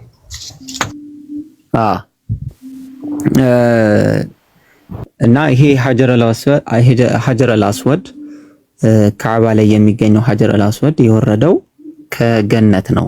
አላህ ሱብሓነሁ ወተዓላ ለኢብራሂምና እስማኤል አለይሂ ሰላም ካዕባን በሚገነቡት ጊዜ የወረደ ነው። በዛ ጊዜ ማለት ነው። በሚወርድበት ጊዜ ከገነት በሚወርድበት ጊዜ ግን ልክ እንደ በረዶ የነጣ ነጭ ነበረ። ከጊዜ በኋላ ግን ሰዎች በሚሰሩት ስራ ሰዎች አላህን በሚያምፁበትና አላህን መጥፎ ተግባራታቸው አማካኝነት ልክ ሲምቦሊካሊ ማለት ነው ወይም ደግሞ ያ ራሱ ወይም ደግሞ ያ ድንጋይ ነጭ የነበረው ድንጋይ ጥቁር ሆኗል። ያ ማለት ግን ምንድነው? የአደም ዝርያዎች በአጠቃላይ ኃጢአታቸውን ተሸክሞ ተቀምጧል የሚል ሐሳብ አይደለም ያለው። ምናልባት ሐዲሱን ከፈለጉ ከፍተን ማንበብ እንችላለን ቃል በቃል። ግን የሚለው ምንድነው? ሐዲሱ ላይ ያ ሀጀረል አስወድ የጠቆረበት ምክንያት ሰዎች ወንጀልን በሚሰሩበት ምክንያት አላህን በሚያምፁበት ምክንያት ያ አላህን ያመፁበትና መጥፎ ስራቸው ማለት ነው መጥፎ ስራቸው ክፉ በመሆኑ ልክ መጥፎ ስራ ሀጀረል አስወድን ከገነት የወረደው ነጩን ድንጋይ እንኳን ጥቁር አደረገው። መጥፎ ስራው ማለት ነው የአደም ዝርያ መጥፎ ስራ ጥቁር አደረገው ለማለት ነው። ትንሽ ግልጽ ካልሆኑለት መጨመር እችላለሁ ማብራሪያ ብዬ እንትኑን እኮ አዲሳቱን እኮ በደንብ ከነ ተፍሲራቱ ምናምን እንትን ብዬ የምትለውን ነገር ተቀብዬ አሁን ምን አይቼ መሰለ ሄዱ ያለሽ እንዴ ወይ ልላክልሽ በቴሌግራም በውስጥ ቪዲዮን አንድ ስልክ ነው ያለኝ አንዱ ስልክ ጠፍቶብኝ አሁን ስልክ እንዴት አድርጌ ልላክልሽ ምን አይቼ ነው መሰለ ስሚዝ ዞሮ የሚለቀቅ ቪዲዮ ብዙ ጊዜ አታምን ያ ነው ማለት ላይሆን ይችላል። አሁን ለምሳሌ ስለ ኢየሱስ ክርስቶስ ፊልም ተሰርቷል ምናምን ያ ራሱ ነው ማለት አይደለም። ከሉቃስ ወንጌል ላይ ወስደው ከነ ሜል ጊብሰን ጀምሮ የሆኑ አክተሮች የሰሯቸው ለራሳቸው ገንዘብ ግብአት ለዩቲዩብ ሽቀላቸው የሚውል የሰሩት ነገር አለ። ያ ማለት ትክክለኛ ነው ማለት አይደለም። እኔ ያየሁትን ቪዲዮ ትክክለኛ ላይሆን ይችላል። እስልምና እምነት ተከታይ አማኞች ያው ሃይባውን ዞሮ የራሳቸው የሚያገኙት ዋጋ ሊኖር ስለሚችል ሲዞሩ እዛሽ ከርቧ ላይ ግን ጥቁሩ ጨርቅ ጥቁር ነው፣ ሙሉ ጥቁር ነው። ነገር ግን የተጠቀለለ ወደ ላይ ተሸብሽቦ የተጠቀለለና ከርቧ ላይ የአንግሏ ከርቭ ላይ ደግሞ እዛ ጋር የሚሳለሙት ነገር እንዳለ ሳይ እንዴ እዚህ ሐዲስ ላይ እንዲህ ይላል። ድንጋዩ ነጭ ነው ጥቁር እንደሆነ ጨርቁ ደግሞ ወደ ላይ ጥቁሩ ጨርቅ ወደ ላይ ሲጠቀለል ደግሞ ከውስጥ ነጭ እንደሆነ ያሳያል የሚል ጥያቄ ስለፈጠረብኝ ነው እንጂ ሌላ አይደለም። ፕሊስ ካገኘኝ ማለት ነው ስሚዘው ችግር የለውም። ለምን እዚሁ አልከፍቶለትም? እንደዛ እናድርግ አይሻልም? መምህር ምን ነው የምትከፍትልኝ? ሐዲሱን ነው ወይስ ሐዲሱንም ከፈለጉ ሐዲሱንም አውቀዋለሁ እኮ ተቀብዬው ጥቁር የምትሉትን እንድንግባባ ጥቁር ያሉትን እንድንግባባ ካባ ማለት ከርቧ ላይ ያለችው ምንድነች? ከርቧ ላይ ያለችው እንደ ሳህን ከርቭ ወር እንደ ከንፈር የኛን ከንፈር የሚመስል ቅርጽ ያለው አለ አይደል? ከርቡ ላይ አራቱ ማዕዘን ከርብ ላይ እሺ፣ ደስ ይለኛል። ትልቁ ላይ አድርገው። ኦኬ፣ ትልቁ ላይ ነሽ።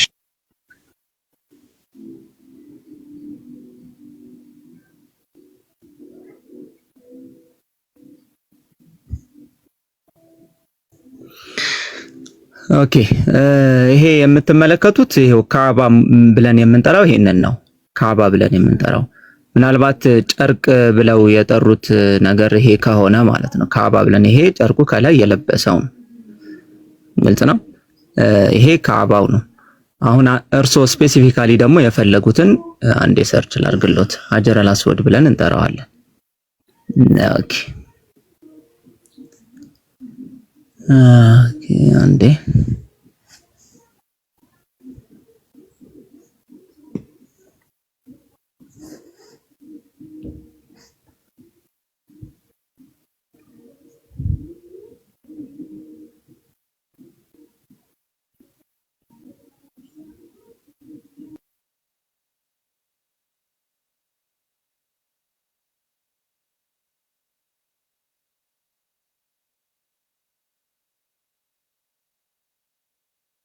ይሄ ነው አይደለም መምህር? እሱ የሆነና ቪዲዮ ላይ ያየሁትኝ ልክ የዚህ ስፍራ ያለችበትን ወደ ላይ ጠቅልለዋት ጨርቅ ነገር እንደዚህ ወደ ላይ ተሸብሽቦ አየሁኝና እንዴ እኔ ያነበብኩት ሐዲስ እንዲህ ነው የሚለው። ካላከበርኩልህ እኮ አታከብርልኝም። ገብቷል። ለዚህ ነው ይሄንን ምለሽ ቀጥል። ለማንኛውም እሺ ሀጀረል አስወድ ብለን የምንጠራው እዚህ ላይ የሚገኙ የምትመለከቷቸው ቁርጥራጭ የሆኑ ድንጋዮች ናቸው። አሁን ማለት ነው ይሄ የምታዩት መከለያው ነው። ሀጀረል አስወዱ የተቀመጠበት ነው ይሄኛው። ይሄ ከርቭ ይሄ አይደለም ሀጀረል አስወድ። ከርቭ ብለው የጠሩት ይሄኛው ከሆነ ይሄ አይደለም ሀጀረል አስወድ።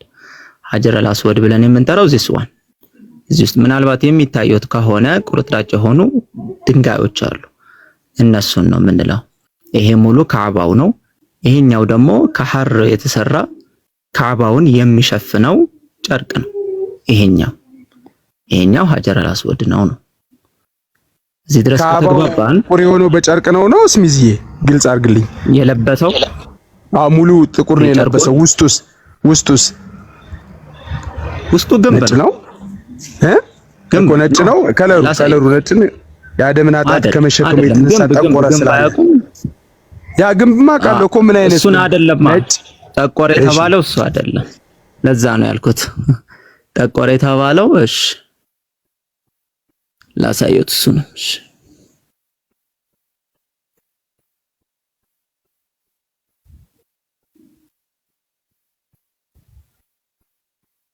የጠቆረ ከተባለ የሆነ ፓወር አለው ማለት የአደም ልጆችን ኃጢአት ከመሸከሙ የተነሳ ጠቆረ ከተባለ አንድ የሆነ ፓወር አለው። ምንድነው? ከላይም ከመወረዱ የተነሳ የሆነ የፓወር ማለት የአላህ ኃይል የሆነ ነገር አድሮበታል ማለት ነው። እንችላለን እንደዛ እንደማለት እንደኔ ጭራሽ አንችልም። አሳየታለሁ። አንችልም። አሳየታለሁ።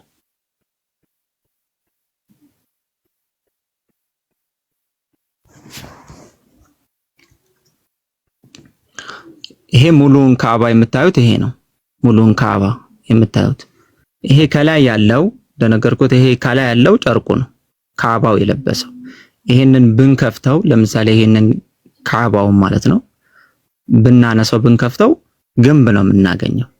ስለ ነጭ ስለ ጥቁር የምናወራው ግን ነጩ ነው። ይሄ ነጭ ሆነ ጥቁር ሆነ እኮ ከጊዜ በኋላ ብለን እያወራን ያለ ነው። ስለዚህ በአጠቃላይ ስላለው ስለ ካዕባ አይደለም። ስለ ካዕባ አይደለም። አንደኛ ግልጽ ነው። ስለ ካዕባ አይደለም እያወራን ያለ ነው። ነጭ ነው ወይስ ጥቁር ከጊዜ በኋላ ከገነት ወርዷል። ያ ከገነት የወረደው ነገር ደግሞ ከጊዜ በኋላ ጠቆረ እያልን እያወራን ያለ ነው። ስለዚህ በአጠቃላይ ሳይሆን ስለምንድነው እያወራነው? ስለ ሀጀረል አስወድ ስለ ድንጋዩ ብቻ ነው እያወራን ያለ ነው። ስለ ሀጀረል አስወድ ስለሱ ስናወራ ቅድም ያሳየሁት ማለት ነው የተሸፈነው ማለት ቅድም ያሳየሁት እሷን ብቻ ነው እያወራን ያለ ነው። ስለሷ ስናወራ ደግሞ ነቢያችን መሐመድ ሰለላሁ ዐለይሂ ወሰለም በጊዜው እሳቸው በነበሩበት ጊዜ ማለት ነው ከጀነት ይህን የወረደውትን ይስሙት ነበር። አላህ Subhanahu Wa Ta'ala ከገነት ያወረደውን ድንጋይ ማለት ነው። ግን ይስሙት ነበር ብሎ ማለት የተለየ ነገር አለው ወይ? ኃጢአትን ያስምራል ወይ? ኃጢአትን ይሸከማል ወይ? በደንብ አድምጡኝ። ኃጢአትን ያስምራል ወይ?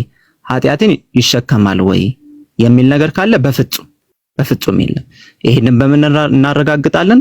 ታላቁ ሰሃባ ዑመር ረዲየላሁ ዐንሁ ሁለተኛው ኸሊፋ ማለት ነው ነቢያችን መሐመድ ሰለላሁ ዐለይሂ ወሰለም ካለፉ በኋላ በሱ ዘመን ላይ ይህንን ሀጀረል አስወድ አነሳና ምን አደረገ? ሳመው። ከዛ በኋላ ምን ብሎ ተናገረ? ራሱ ዑመር እኔ የአላህ መልእክተኛ ሲስሙህ ባላህ ኖሮ እኮ አልሰምህም፣ አትጠቅምምም አትጎዳም ድንጋይ ነህ አሉ። አትጠቅምምም አትጎዳም። ስለዚህ እንደማይጠቅምም እንደማይጎዳም ዑመር ረዲየላሁ ዐንሁ በግልጽ አማርኛ ማለት ነው። ለምንድነው ግን ያንን ፒልግራሜጅ በምንፈጽምበት ጊዜ ፒልግራሜጅ ብሎ ማለት ሐጅ በምናደርግበት ጊዜ ግን እንሰማዋለን ማለት ነው። መሳማችን ያንን ሱና ወይም ደግሞ የአላህን Subhanahu Wa Ta'ala ትዕዛዙን በማክበር የምናገኘውን ሪዋርድ ነው እንጂ ድንጋዩ ራሱ ድንጋዩ ግልጽ ነው። ራሱ ድንጋዩ ኃጢአትን አስምሮልን እኛ የምንሰራውን ስራ ደግሞ ተሸክሞልን አይደለም። ለዚህ ሌሎች ምሳሌዎች አሏችሁ ወይ ከተባለ በሚገባ ሌሎች ምሳሌዎች አሉ። ለምሳሌ ሰላት ወንጀልን ያስመራል ወይ ከተባለ ከፈትክ ብታነጻጽርልኝ ደስ ይለኛል። እስሚዚ ይቅርታ ሐዲሱን ከፍተህ ሐዲሱን የሚለውና ለኔ ስለተምታታብኝ ነው። እስኪ ወይ ጻፍልኝ እንትን ላይ እኮ አንድ ስልክ ስላለኝ እንዴት አድርጌ ላውጣው እናት አሁን 1100 ሰው አለ ደግሞ ጥሎ መውጣት ይመስለውና ማን ላይ ነው ያለው? በእናትህ ቪዲዮም ሁሉ አሰርችበታለሁ። ኤዱ አለሽ መምህር ቢኒያም ቆይ መምህር አቤት ጃቢ እንትን በስነ ስርዓት ጥሩ ነገር አሁን ህዝቡንም ከማክበር አንፃር ህዝቡ ጥሩ ትምህርት ይዞ እንዲወጣ እርሱም በሚችሉት ጊዜ በቃ መረጃውን ይዞት መጥቶ መወያየት ይቻላል። ምንም ማለት አይደለም። እንደ አጋጣሚ ነው የገቡት፣ አልተዘጋጁ፣ እኛም አልተዘጋጀንም። እዚህ ሳያውቀው ቀርቶ ነው። አሁን ቦታውን ሳያውቀው ቀርቶ ነው። እኔ መጽሐፍ ቅዱሳዊ ጥያቄ ብጠይቀኝ ለምሳሌ አሁን ምንድነው ሐሳቡን? እሺ ይንገሩን፣ ሐሳቡን ይንገሩንና እኛ ለማውጣት እንተባበሩት። ምንድነው ሐሳቡ? የሚለው ሐዲሱ የሚለው የአደምን ልጆች ኃጢአት ከመሸከሙ የተነሳ ጠቆረ ይላል። አልገባኝም ነው።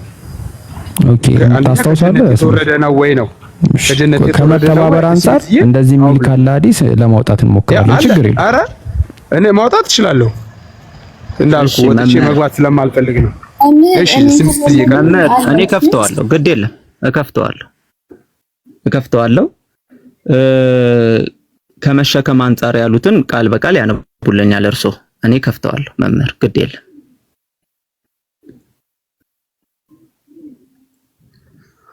እሺ መምህር ያንብቡልኝ ከታየውት።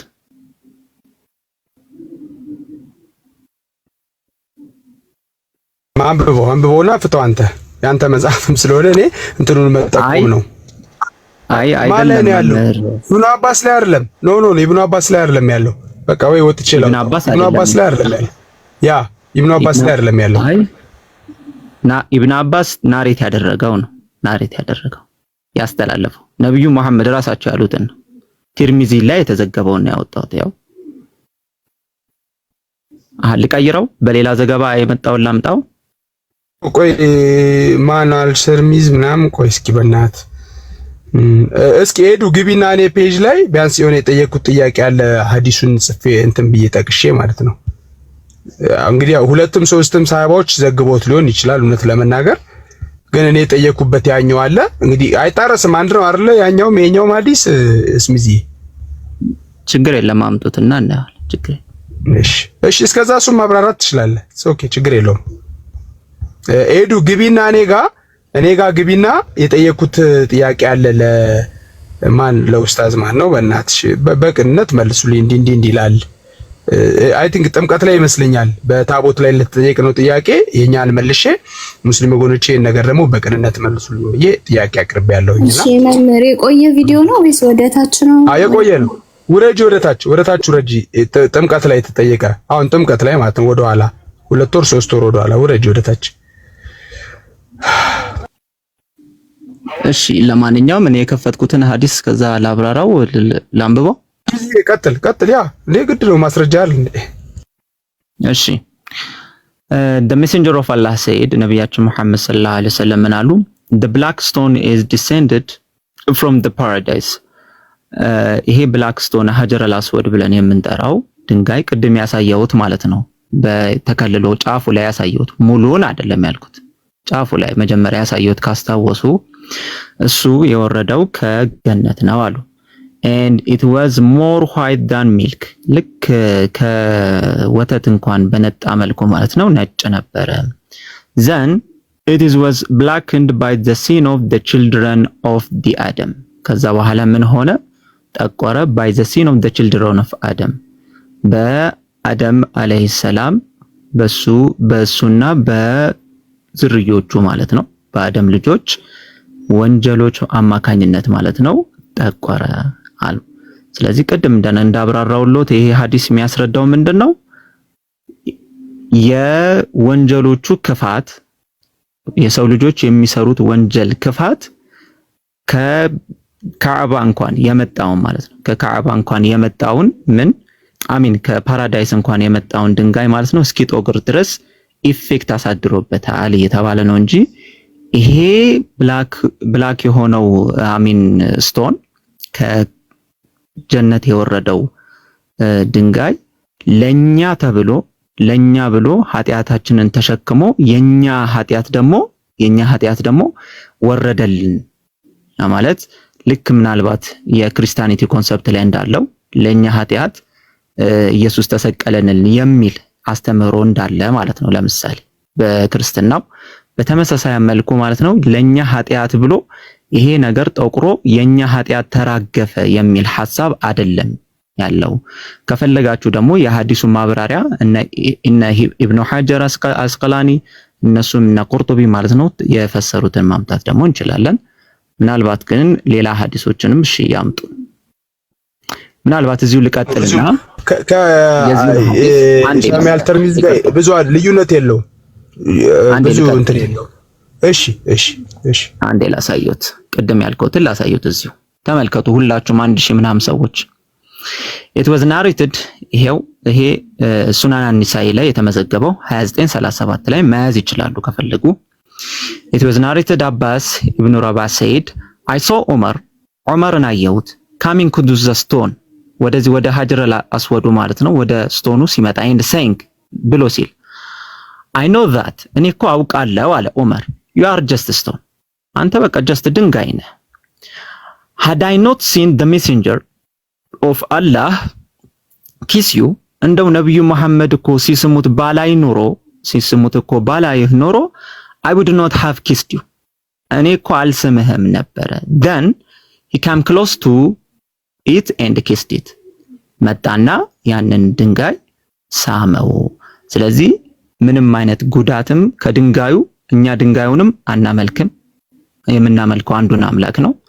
ድንጋዩ ለኛ ኃጢአትን የሚያስምር አይደለም። አላህ ያዘዘው ትእዛዝም መተግበር ነው ኃጢአትን የሚያስምረው ደግሞ አለው አላህ ያዘዘውን ተግባራቶችን በመፈጸም ኃጢአትን ያስምራል። ለምሳሌ ሐጅ እንሄዳለን። ሐጅ ከሄድን በኋላ ካዕባን ጣዋፍ እናረጋለን፣ እንዞራለን። ይሄ የአላህ ትእዛዝ ነው። ይሄንን የአላህን ትእዛዝ የታዘዘ ይሄንን የሚያደርግ ተግባር ግን አላህ ያዘዘውን ተግባር የሚያደርግ ግን ወንጀሉ ይማርለታል እንጂ ድንጋዩ ወንጀል አያስምርም፣ ኃጢአትን ለኛም አይሸከምም ማለት ነው። ግልጽ ነው መምህር? በቃ አስቢዝዬ ቅድም እንዳልኩ ነው። ይሁን በቃ አመሰግናለሁ ስለነበረን ውይይት። ያው ዮኒም ያቀኛል ጃቢርም ስሚዞም እንደዚሁ በጨዋነት የምንወያይ ከሆነ እንትኑን ለኦዲየንስ እንሰጣለን። 1200 ሰው ቁጭ ብሎ እውነቱ የቱ ነው የሚለውን አንገጠምዘን እውነት ይሄ ነው አንለው። ህሊና አለው፣ ሚዛን አለው፣ ሰው አይምሮ አለው። በደንብ አመዛዝኖ መርምሮ እውነቱ የቱ ነው የሚለው ላይ ይደርሳል። ስለነበረን ጊዜ በጣም ደስ ብሎኛል። ድንገትም ገብቼ ግን ደስ የሚል ጊዜ አሳልፌያለሁ። ውጭ ባመሽም ቤት ባልገባም ቢመሽብኝም ደስ የሚል ውይይት ስለነበረ ደስ ብሎኛል። በዚህ ሁሉ መካከል እንደ ክርስትና ሌላውን ሳልነቅፍ እውነተኛው አምላክ ኢየሱስ ነው ብዬ አምናለሁ። እዩ፣ መርምሩ፣ ተቀበሉት፣ የዘላለም ሕይወት እኔን ስታምኑ ታገኛላችሁ ብሏል የሚል ምስክርነቴን እየሰጠው ሰላም ያላችሁበት ሰዓት የምትውሉ ሰላም ዋሉ፣ የምታድሩ ሰላም እደሩልኝ። መልካም ምሽት ስሚዝዬ። በቃ ጃቢሬ እናወራለን በውስጥሽ ቀጠሮ ይዘን በደንብ እንወያያለን። ያው ተመልሻለሁ። ስለመጡ እናመሰግናለን። ጥሩ ጊዜ ነበረን። እናመሰግናለን። ባሉበት አላህ ይጠብቆት ሁላችሁንም። ያው ፍቅር ነው ክርስቲያን መጽሐፍ እስከ ሁሉ ጋር በፍቅር ኑሩ ይላል። የሚያሸንፈው የአላህን እውነተኛ አምላክነት የሚያረጋግጠው አመጽ አይደለም፣ ፍቅር ቢያንስ ያን ሰው እንዲመረመር ያደርገዋል። የኢየሱስ ክርስቶስን የዘላለም አምላክነት ለመመስከር ምናምን ጓ ስላልኩ አይደለም። በፍቅር ምሰብክ ከሆነ እስኪ ብለህ ጃቢር ትመረምራለህ፣ ትደርስበታለህ። ይሄንን ለማለት እወዳለሁ። ሰላማችሁ ይዛል። ችግር የለም። በቃ ሄዱዬ እንሄዳለን። ጃቢር ምን ቤተሰብ አይደል እንዴት ይሄዳል? ሞዴሬተር አንቺ ጋርም ስላለው የሱም አንቺ ጋር ስላለ ዮኒ ጋር ተዘጋጅቼበት እመጣለሁ። ግን በእውነት ደስ ብሎኛል። ሰላማችሁ ይብዛልኝ፣ በርቱልኝ። ሰላም እናመሰግናለን። እኛም እንደማጠቃለያ እዚሁ ላይ የምንናገረው ደግሞ ምንድነው እኛ ወንጀላችንን የሚያስምረን የሚምርልን እንዲሁም ደግሞ መልካም ስራም የሚመነዳን አንዱ አላህ Subhanahu Wa Ta'ala ብቻ ነው። እኛ ካዕባን አንገዛም፣ ለካዕባም አንሰግድም፣ ለማንንም አንሰግድም፣ ለጻድቃንም አንሰግድም፣ ለነብያቶችም አንሰግድም። የምንሰግደው ለአንዱ ለአላህ Subhanahu Wa Ta'ala ብቻ ነው። አንዱ አላህን ስናመልክ አንዱ አላህን Subhanahu Wa Ta'ala ብቻ ስናመልክ ነው ወንጀላችንም የሚማረው የገነት መግቢያ መንገዳችንም የምናገኘው አንዱ አላህን ብቻ በማምለክ ነው። ሐጀረል አስወድም ወንጀላችንን አያስምርልንም፣ አይሸከመልንም። ካዕባንን ማናመልክም፣ ካዕባም ደግሞ ጀነት አያስገባንም። ይሄ ጀስት ስቶን ድንጋይ ነው። ድንጋይ ደግሞ አይጠቅምምም አይጎዳምም። አላህ ጥቀም አላህ ጉዳ እስካላለው ማለት ነው። ስለዚህ በአጠቃላይ የኛ መልእክት ደግሞ ምንድነው? አንዱን አላህ ብቻ አንዱን አምላክ ብቻ አምልኩ። ከአንዱ አምላክ ውጪ ማለት ነው ገነትን የምታገኙበት መንገድ የለም። ዒሳ አለይሂ ሰላም ወይም ደግሞ ነብዩ ዒሳ ወይም ኢየሱስ የአላህ ባሪያና መልእክተኛ ናቸው። የአላህ ባሪያና መልእክተኛ የሆኑትን ደግሞ አታምልኩ በማለት እኛም ጥሪያችንን እናቀርብላቸዋለን። ጃቢሮ ቀጥል። እሺ አሪፍ ጊዜ ነበረን። ያለውን ሐሳብ ለመጠቅለል ያክል አልሐምዱሊላህ ረቢል ዓለሚን ሙስሊም ላደረከን ለዓለማቱ ጌታ ክብር ምስጋና ለአንተ ብቻ ይሁን እላለሁ። እኛ ሙስሊሞች እኔ አብሶ ሁላችንም ሙስሊም የሆነው ሙስሊም ሆነምንም እስልምና ላይ የጸና ነው። ያ የዓለማቱ ጌታ ብቻውን የሆነ ለሱ አምሳያ የሌለው በማንነቱም ላይ በምንነቱም ላይ ሁለትነት የሌለበት እርሱ ብቻ አንድ የሆነ ሁሉም እሱን የሚመኩበት ሁሉም እሱን የሚደገፉበት የሱን እርዳታ ሁሉም የሚጠይቁት እሱ የማንም እርዳታ የማያስፈልገው በፈጣሪነቱ ላይ ፍጡርነት የሌለበት በጥባቂነቱ ላይ ማንጎላጀጅ እንቅልፍ ራሱ የሌለበት በጌትነቱ ላይ ሌላ አለቃ ላዩ ላይ ሌላ ጌታ የሌለበት ወይም ባርነት የሌለበት በአድራጊነቱ ላይ ተደራጊነት የሌለበት በፈጣሪነቱ ላይ ተፈጣሪነት የሌለበት ያ የዓለማቱ ጌታ ከጥንት ጀምሮ ነቢያቶች ሲያመልኩት የነበረው እሱ ሁሉንም ያደረገ መጀመሪያም የሌለው መጨረሻም የሌለው ያ የዓለማቱ ጌታ እርሱን በብቸኝነት እርሱን በብቸኝነት ለመገዛት ኬብል አያስፈልግም ወይ ደግሞ ኔትወርክ አያስፈልግም ወይ ደግሞ የሆኑ ሰዎች መካከለኛ ሳያስፈልጉን ያ የዓለማቱን ጌታ በብቸኝነት እንገዛለን። ከማንምና ከምንም በላይ ያ የዓለማቱን ጌታ እኛ እንመጀንበታለን፣ እንኩራራበታለን፣ እሱን እኛ እንገዛለን ብለን ደረታችንን እንነፋለን። እሱን በመገዛት ውስጥ ደግሞ የዘላለም ሕይወት እናገኛለን ብለን እርግጠኞች ነን፣ እናገኛለንም። እሱን የዓለማቱን ጌታ ያለምንም በቃ መካከለኛ በብቸኝነት እንገዛዋለን። እሱም በብቸኝነት የሚገዛ ሰው ሙስሊም ይባላል። እሱም በብቸኝነት የሚታዘዝ ሰው ሙስሊም ይባላል። እሱን የምንታዘዝበት ደግሞ መንገድ ኢስላም ይባላልና ከጥንት ጀምሮ ያው ነቢያቶች ይህንን ነበር ሲያደርጉ የነበረው። እኛም የነቢያቶችን ፈለግ ተከትለን እሱን እያደረግን አለን። አላህ ሁላችንንም ጽናቱን ይስጠን። እንግዲህ እስልምና ላይ ያሉ ወገኖችን ደግሞ አላህ ሂዳውን ይስጣቸው እንላለን። እኔ በእኔ በኩል ለዛሬ የነበረኝ ነገር ይሄ ነበረ። ዮኒ ቤትህን ከፍተክ ጥሩ አድርገህ ስላስተናገድክ እናመሰግናለን። ሀሳብ ነው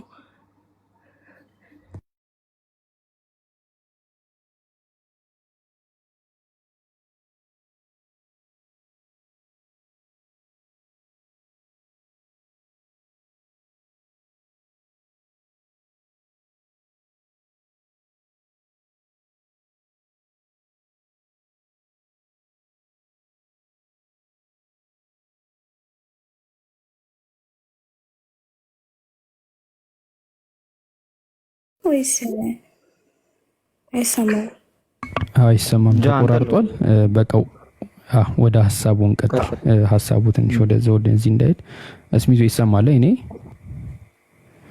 እሺ እንትን ሴና እሺ አለ ሙሉ እንትና ዮኒ የለክም? እሺ እኔ አልሰራም አለኝ። እንዴት እንደሆነ እንጃ፣ ግን ቶ ችግር የለውም ሀቢቢ። እሺ ሳሪ ያለሽ እንዴ? ሳሪ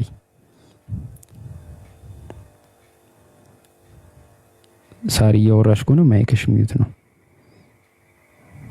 ኦኬ አይ ቲንክ እየተሽኮረመመሽ ነው። በቃ ችግር የለውም። መቅዲ ያለሽ? መቅዲ ጥያቄ ያለሽ እስካሁን በተነሱት ሀሳቦች ላይ?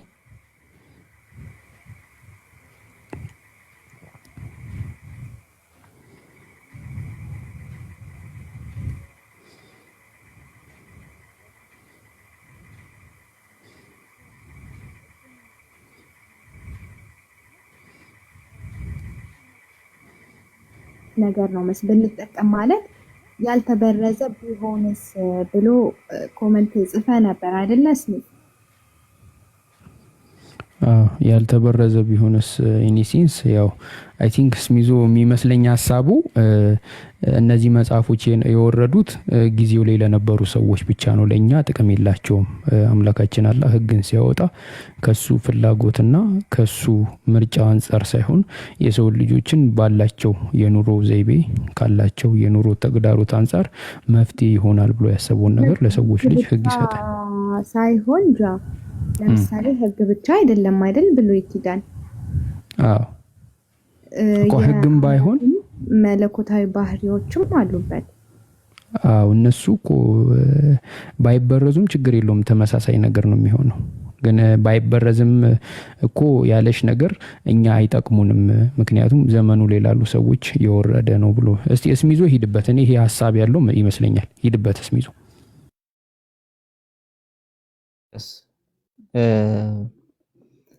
ባይበረዙ እነዛ መጽሐፍት ስል አላህ Subhanahu Wa Ta'ala ለምሳሌ ለሙሳ ተውራትን ሰጥቶታል፣ ለኢሳ ደግሞ ኢንጂልን ሰጥቶታል። እነዛ መጽሐፍት ሳይበረዙ ተጠብቀው አሁን ላይ እኛ እጅ ላይ ቢኖሩ እንኳን ያልኩት ገብቶሻል ሐሳቤ? በዚህ መልኩ ነው ያብራራው ያለሁት። ሳይበረዙ እኛ እጅ ላይ አሁን ቢደርሱ እንኳን እኛ በአሁን ጊዜ በዚህ ዘመን ያሉ ሰዎች የምንመራው በቁርአን ነው ያልኩሽ፣ በቁርአን ነው። ለምን ለምሳሌ አንድ የ8ኛ ክፍል ተማሪ ሚኒስትሪ የሚባል ፈተና ይፈተናል አይደለ? ኢትዮጵያ ውስጥ ምናልባት ካስታወሽ የምታውቂ ከሆነ ሚኒስትሪ የሚባል ፈተና የሚፈተነው በዚሁ በኢትዮጵያ ካሪኩለም በአማርኛ የትምህርት ምንድነው? የትምህርት ምንድነው ጃቢር? ካሪኩለም የትምህርት አሰጣጥ ሂደት ማለት እንትን ንድፍ ማለት ነው፣ የሚነደፍበት። ንድፍ። ጥሩ አማርኛ። ስለዚህ በኢትዮጵያ ንድፍ የተቀረጸ ወይም ደግሞ በኢትዮጵያ የትምህርት ስርዓት የተቀረጸ መጽሐፍቶች ተዘጋጅቶ በሱ መሰረት ነው አይደለም የሚፈተነው በኢትዮጵያ ማለት ነው። የ8ኛ ክፍል አንድ ተማሪ አይደለም። ምን ልልሽ ፈልጌ ነው፣ በተመሳሳይ ሌላም ሀገራቶች ላይ ተማሪዎች የራሳቸው የሆነ እንደዚህ ፈተና መመዘኛዎች አሏቸው። 8ኛ ክፍል እንደዚሁ 10ኛ ክፍልን ብትሄጂ እንደዚሁ ማለት ነው። የራሳቸው የሆነ መመዘኛ አላቸው። የሌሎች ሀገራቶች ለምሳሌ የአሜሪካ ካሪኩለም ወይም ደግሞ ይሄ የትምህርት ስርዓት ዝርጋታው በሱ የካሪኩለም ወይም ደግሞ የትምህርት ስርዓት ኢትዮጵያ ሀገር ያለውን መፈተን እንችላለን። መቅደስ ያልተማረውንና ያላወቀውን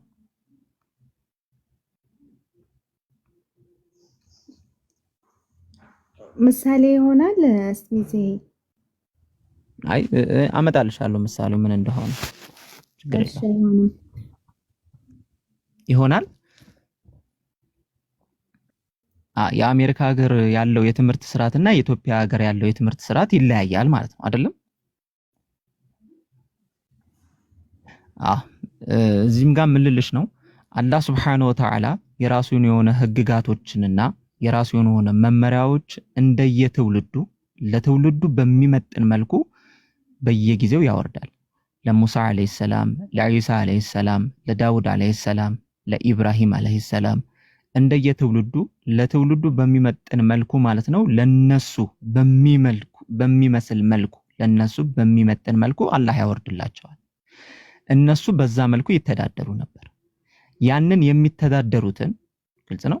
እነሱ የሚተዳደሩበት የነበረውን ህግጋት ለጊዜውና ለነሱ ህዝቦች ያወረደው ነው። አሁን ላይ ግን አላህ Subhanahu Wa Ta'ala ደግሞ ለዚህ ህዝብ ያወረደው ህግጋት ደግሞ ምንድነው? ቁርአንን ያወረደው።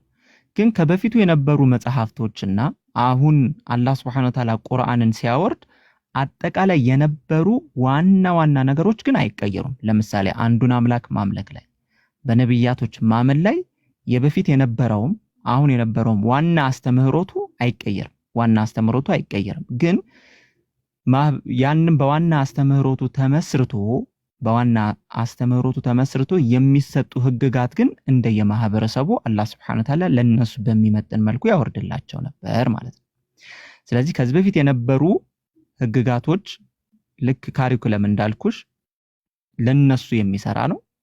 አሁን ያለው ህግጋት ደግሞ ወይም ደግሞ ካሪኩለሙ በዚህ እንዳልኩሽ ለኛ የሚሰራ ነው ማለት ነው።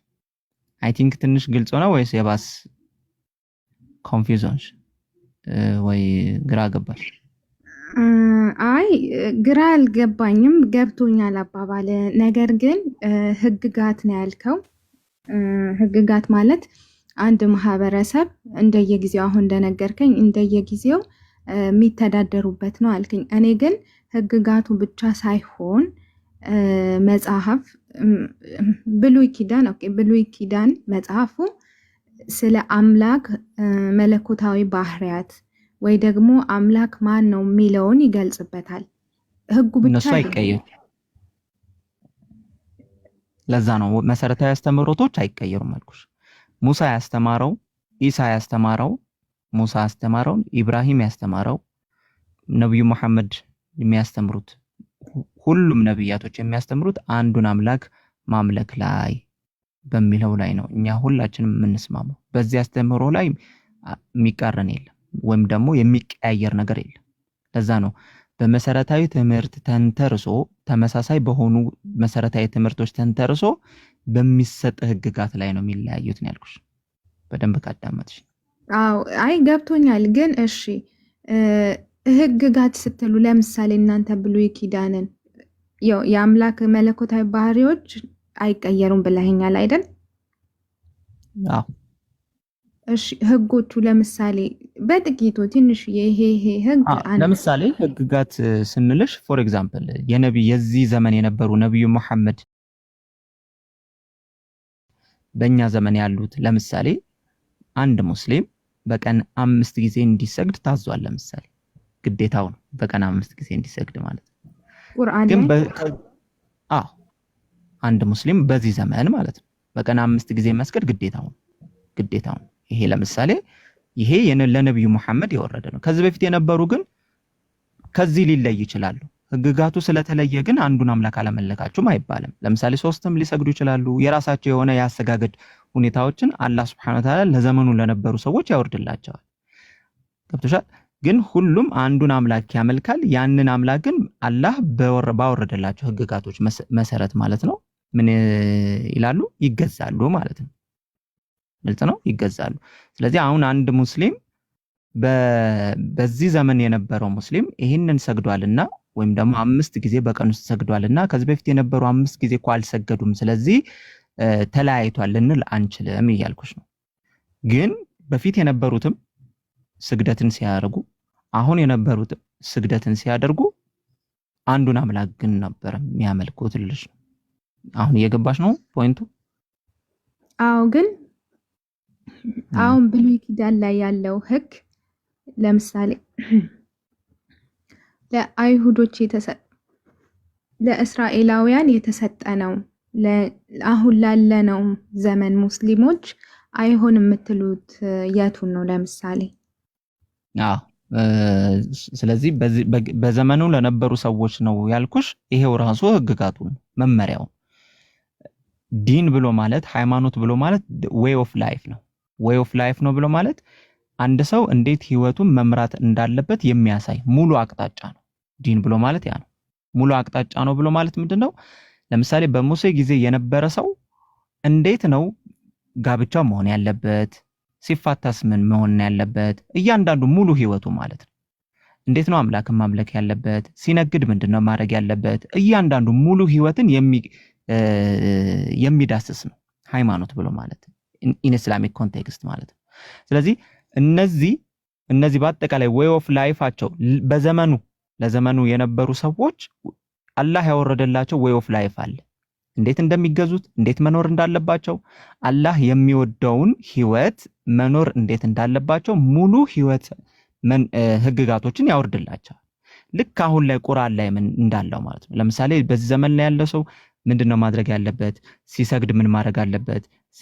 ጋብቻ ላይ ምንድነው ማድረግ ያለበት? እያንዳንዱ ሲነግድ ምንድነው ማድረግ ያለበት? ሙሉ የህይወት ዘርፍን የሚነካ ነው ዲን ብሎ ማለት ኢስላም ብሎ ማለት። ስለዚህ ከዚህ በፊት የነበሩ ሰዎችም እነዚህ ሙሉ ህይወታቸውን የሚመሩበት የነበረውን ነገር ዋና ዋና አስተምህሮቶቹ ሳይቀየሩ ግን እነዚህ ዌይ ኦፍ ላይፍ ደግሞ ለዚህ ዘመን ደግሞ በሚመስል ለዚህ ዘመን በሚመጥን መልኩ ደግሞ ምን ይሆናል? እዚህ ዘመን ላይ ላሉ ሰዎች ደግሞ አላህ ቁርአን አውርዷል ማለት ነው። ለምሳሌ ውርስ እንዴት ነው መወራረስ ያለበት የሚለው ቁርአን ላይ ሙሉ የዌይ ኦፍ ላይፍን አላህ Subhanahu Wa Ta'ala ያስቀምጣል። እነዛ ሰዎች አላህ በጊዜው በሙሴ ያወረደላቸው ህግጋቶች ይመራሉ። እኛ ደግሞ አሁን በመጨረሻው ነብዩ መሐመድ ባወረደላቸው በቁርአን ማለት ነው እንመራለን ማለት ነው። አሁንም ግን ልብ ልትይ የሚገባው መሰረታዊ የሆኑ የአስተምህሮ ስርዓታቸው ግን ሳይቀየር ማለት ነው።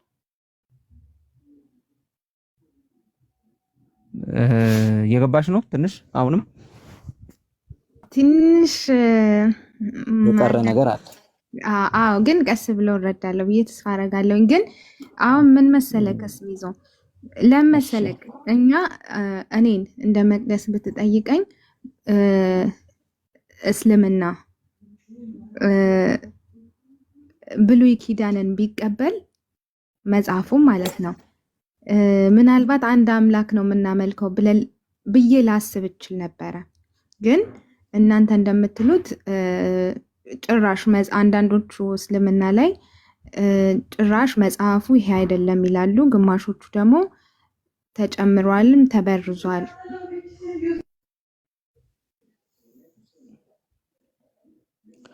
አይ ቲንክ ድምጽ ገብቶብሻል። ሁለት ፖይንት ላንሳ። ድምጽ ገባብሽ መሰለኝ። እችል እንትን ልጨርስ እዚህ ላይ ላስተካከልሽ አንቺ እንዲያግዝሽ አንድ ቀን ድፍረት ካልሆነብኝ በብሉይ ኪዳን ያሉ መጽሐፎች ስለመበረዛቸው አንድ ቀን ርዕስ ይዘን ገብተን ብናይ ምን ይመስልሻል? ከራሳችሁ መጽሐፍ ላይ ማለት ነው ብንታዘበው። እስኪ እሺ እናያለን። እንደሱ ይሻለና በሱ ምክንያቱም አንደኛ ስለመበረዙ መረጃ አምጡ ብትሉን መጽሐፉም ላይኖር ስለሚችል ብዙ ክርስቲያኖች የሚጠይቁት ጥያቄ ስለሆነ እስቲ በብሉይ ኪዳን ያሉ መጽሐፎች እውነት ተበረዟል ወይስ አልተበረዙም የሚለውን ነገር ኢንሻአላህ አንድ ላይ ለማየት እንሞክራለን። ሀጂ ይውጡና ይመለሱ። እንግዲህ እስልምና ላይ እስካሁን አንስተናል። ጥያቄን አስጠፋብኝ። ጃቢር ይቀጥልልሽ። እሺ እኔ ለውጣ ችግር የለውም። ሄዶ ሀጂ እሺ እንትን በነገራችን ላይ በዚህ አጋጣሚ መምህር ቢኒያም ካሉ ወደ ላይ መጥተው ስለ ክርስትና አንዳንድ ነገር ቢያስተምሩን ጥያቄዎችም ተቀብለው አንድ ላይ በዚህ መንፈስ ቢያስተምሩን ደስ ይለኛል። እነዚህ ልጆች በቅርበት ሲያስተምሯቸው ስለማውቁት ስነ ስርዓቱን ያሉትን ዕውቀት ሳላደንቅና ሳላከብር አላልፍም። የሚችሉ ከሆነ ወደ ገስት ይምጡና ክርስትናን ቢያስተምሩን ምናልባት ያልገቡን ነገሮች ደግሞ ጠይቀን ቢያስተምሩን ደስ ይለኛል። ፍቃዱ ከሆነ መግዲ ወደ ጥያቄሽ መሄድ ትችያለሽ። ጥያቄን አስጠፋብኝ። እኔ እንዴ ምን ብዬ ነበር ያቆምኩት? አይ እንትን አልሽ በብሉይ ኪዳን ካልተበረዙ የኛ መጽሐፎች አልሽ። የኛ መጽሐፎች ካልተበረዙ መጣልኝ ብሉይ ኪዳን አሁን መጽሐፉ ካልተበረዘ እስሚዞ እንዳለው ካልተበረዘ እኔ አንድ አምላክ ነው የምናመልከው ብትቀበሉት ኖሮ ነው መለከው ኬጃ እኔ ለመቀበል አይከብደኝም ነበር። ገብቶሃል? ግን ተበርዟል እንዳልኩ ግማሹ ደግሞ የለም ይላል እና ከምን አንፃር ነው ማለት እንዴት ነው ምንድነው የሚባለው? ትንሽ ተረድተህ እኮ አው ስለተረዶሽ እኮ ነው መግዲዬ ምን እንደምናረግ ታውቂያለሽ። እኔ አሁን ተበርዟል ወይ ብለሽ ብትጠይቂኝ ያው ተበርዟል ነው የምልሽ። ምንድነው መረጃ ብትኝ ቁርአን ነው ያለን ነው የምልሽ። ግን ላንቺ ሞር ስሜት እንዲሰጥሽ አንድ ቀን በሰፊው ተዘጋጅተንበት ብሉይ ኪዳን መጽሐፎች ስለመበረዛቸው፣ ስለመቀነሳቸው፣ ስለመጨመራቸው ብናየው ብንታዘበው ድፍረት ካልሆነብኝ ማለት ነው። ማለት መጽሐፉን ለማጣጣል ሳይሆን እስቲ ለናንተ እጃችን ላይ አለ ብላችሁ ለምታምኑት ብሉይ ኪዳን እድል እንስጠው። እውነት ተበርዟል ብለን እስቲ ፈተሽ እናርገውና እዛ ላይ እንተዛዘቡና ይሄ ጥያቄሽ እዛ ላይ ቢመለስስ የሚል ሐሳብ ያቀረብኩልሽ ለዛ ነው። እንደዚህ ነው። እሺ ምን አልከኝ? ግን ይመስለኛል ምን አልሽኝ? ወይ የተረዳሁት ምንድነው መሰለ ከመቅዲ ጥያቄ ግን እኛ ለብሉይ ኪዳን መጽሐፍ ለነዚህ ለተውራትና ኢንጂል ዛቡር ለሚባሉት መጽሐፍ እንዴት ነው ያለን አመለካከት? አሁን እሱን እናንተ ብትቀበሉ አንድ አምላክ ነው የምናመልከው ብዬ አስባለሁ ስትል እኛ ለዛ መጽሐፍ ያለን አመለካከት እንዴት ነው? እዛ መጽሐፍ ላይ ያለው አምላክ እንዴት ነው አመለካከታችን ለዛ መጽሐፍ ላይ ላለው አምላክ? እንደዛ ነው ከርምሰይ መቅዲ ካልተሳሳትኩ። እንጃ እንደዛ አልመሰለኝም። እንደዛ ነው። ልክ ነው።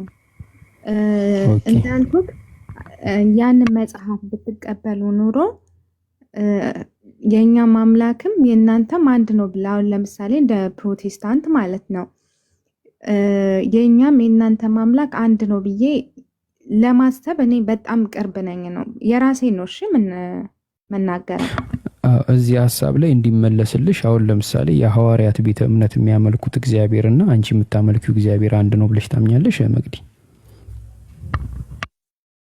ሐዋርያት 12 ሐዋርያት ኖ አይደለም። የኦንሊ ጂሰስ ቤተ እምነት ኢየሱስ ክርስቶስ አብም ወልድም ነው ብለው የሚያምኑት ልክ እንዳንቺ መጽሐፍ ቅዱስ ያላቸው ክርስቲያኖች እኔ የማመልከውን እግዚአብሔር ያመልካሉ። ግን የተሳሳተ አንደርስታንዲንግ ግን ያለን ብለሽ ነው የምታምኚው?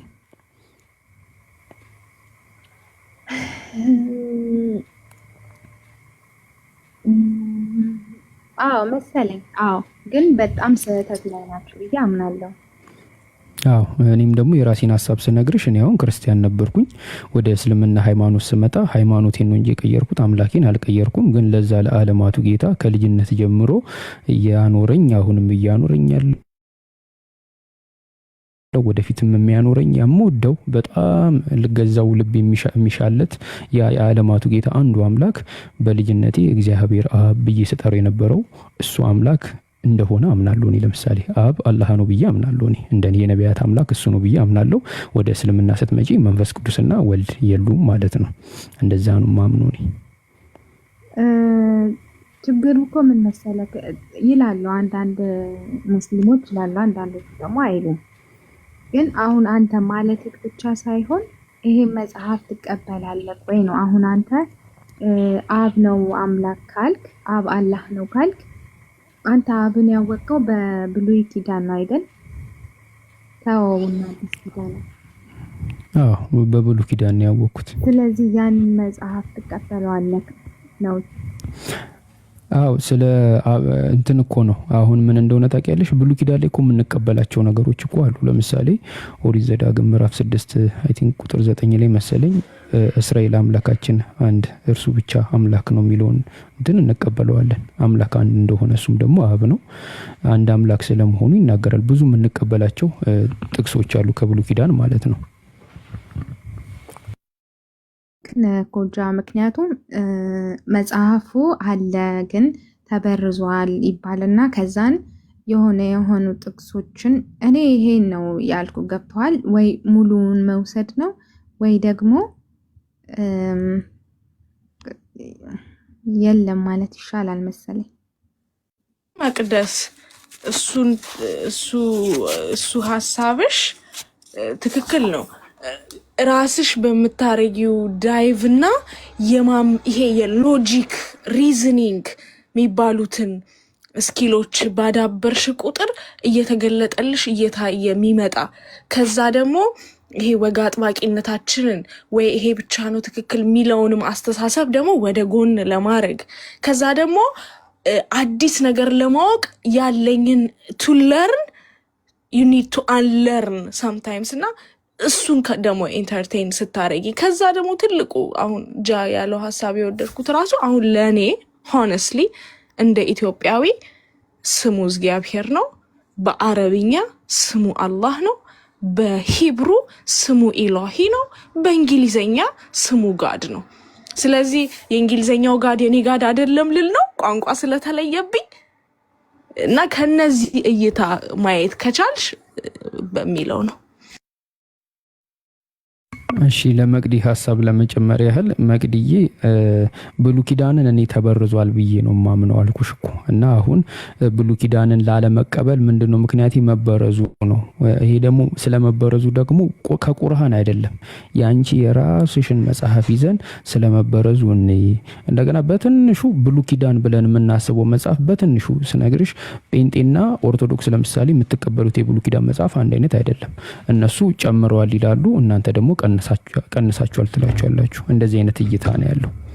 እናንተ እንደጨመራችሁ ነው የሚናገሩት እነሱ፣ እናንተ ደግሞ አይ እነሱ ቀንሰዋል ብላችሁ ነው የምታምኑትና ይሄንን ራሱ በትንሹ እንደምሳሌ ማየት ይቻላል። ስለዚህ ይሄ ሰፊ ርዕስ ስለሚሆን ጥቅስ እየከፈትን እያጣቀስን ማየት ስላለብን ብሉይ ኪዳን መጽሐፍ እውነት ተበርዟል፣ የተቀነሰ አለ፣ የተጨመረ አለ፣ እንትን ማኑስክሪፕቶቻቸውስ እንዴት ናቸው፣ ከየት ነው የመጡት የሚለውን ነገር አንድ ቀን ፕሮግራም ይዘንበት ብናወራበት የሚል ሐሳብ አለኝና ልክ እሱን ስመልስልሽ ከዚህ ካልኩሽ ነገር ጋር ይገጥምልሻል ማለት ነው ከተግባባን መቅዲ።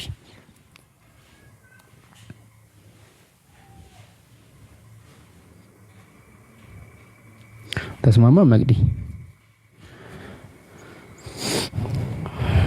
እሺ ኤዱ ጥያቄ ነበርሽ መሰለኝ። ወደ አንቺ ጥያቄ እንሂድና አሁንም በድጋሚ ያጀማ 360 ምናምን ሰው አለ። ታብታቡን አድርጉት፣ ታብታብ አድርጉ። ዮኒ ላይቭ ስትሪሙ ካለቀ በኋላ ታብታቡን ወስዶ በኪሎ ስለሚሸጠው ይሄ ስለሆነ ጥቅሙ ታብታብ አድርጉለት፣ ኮፒ ሊንክ አድርጉለት ለሌሎች ሰዎች እንዲዳረስ። በድጋሚ መምህር ቢኒያን እባክዎትን መተው ላይ ክርስትናን ያስተምሩን፣ ያሉንን ጥያቄዎች ቢያስተናግዱልን ቢያስተምሩን በጣም ደስታችን ነው። እኔ አብሶ በጣም ደስታዬ ነው። ለዘመናት ከምናፍቃቸው ነገሮች ውስጥ አንዱ ምንድነው ጥያቄዎችን ክርስትና ላይ ያሉኝን ጥያቄዎች እነዚህ ክርስትና ላይ ያሉን ጥያቄዎችን የሚመልስልኝ ሰው አጥቼ ከክርስትና የወጣሁበት ሁኔታዎች ስለተፈጠሩ ምናልባት ይመልሱልኝ ይሆን ስለሚችል በዚሁ ቴምፖ በዚሁ ቫይብ በመማማር መንፈስ መተው ጥያቄ ቢቀበሉንና ቢያስተምሩን ደስ ይለናል። እሺ ችግር የለም። መንገድ ላይ ከሆኑ በሚችሉ ጊዜ በሌላ ቀን በቤቱም ቢሆን ይሄ ነገር ተዘጋጅቶ ክርስትና ላይ ያለኝን ጥያቄ አብሶ ቢመልሱልኝ በጣም ደስ ይለኛል። ሲችሉ ይገባሉ ኢንሻአላህ። ሄደን ወደ ጥያቄሽ መቀጠል ትችያለሽ።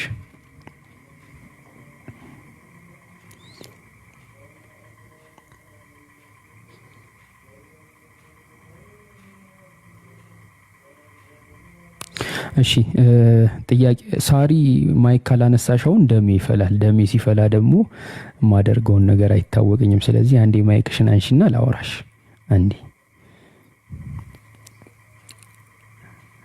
እሺ ወገናችን፣ አይ ጥያቄ ሳይሆን መቅዲ የጠየቀችን ጥያቄ ለምናው መመለስ አትችልም ለማለት ነበር።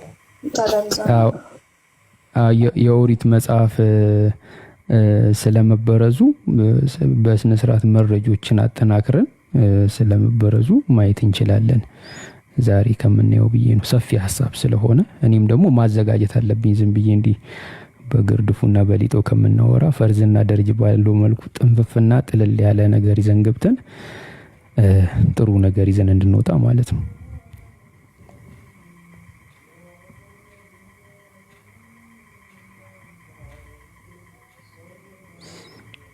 እሺ እናመሰግናለን። ሌላ ጥያቄ ካላችሁ ማስተናገድ እንችላለን። ሴና፣ ሳሪ፣ እንደገና መቅዲ፣ እንደገና ሄዱ እስካሁን ከተወራ ውስጥ ያላችሁ ጥያቄ ካለ እንትን ትላላችሁ። ያው እናንተ ደግሞ ፈቃዳችሁ ከሆነ ደግሞ ስለ ክርስትና በቀጣይ ታስተምሩናላችሁ ማለት ነው። መምህር ቢኒ ቢኖር አሪፍ ነበር። አልተመቻችሁም፣ መንገድ ላይ ነው ያሉት። ኢንሻአላህ እንላለን ማለት ነው። ምን ይሁን አሁን ዮኒ ላይክ ዋት ኢዝ ዘ ኔክስት ሙቭ? ምንድነው ኔክስት ሙቫችን? ወይ ደግሞ የምትፈቅዱልኝ ከሆነ ለምን ከክርስትና እንደወጣው ልናገር ከፈቀዳችሁልኝ ማለት ነው። ከክርስትና ላይ ክርስቲያንም ማሉንባቸው ምክንያቶች ከክርስትና ወጥቼ እስልምና ለምን እንደተሻለኝ እነሱን ነጥቦች ላይ ማውራት እንችላለን። እነሱን ነጥቦች ላይ አውርቼ ጥያቄ ካላችሁ እሱ ላይ መቀበል እንችላለን ፈቃዳችሁ ከሆነ። አይ ይቅር ካላችሁ ደግሞ ይቅር። መቅዲ ምን ይመስልሻል? ኤዱ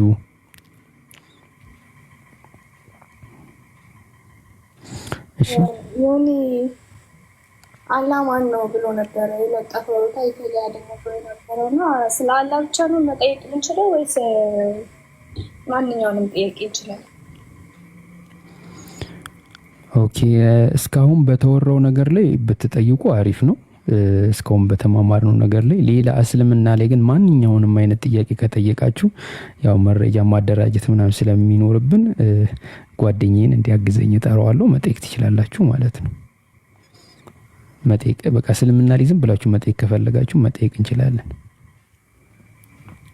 መጠየቅ ትችላላችሁ የምትፈልጉት ነው። እሺ ጠይቁ።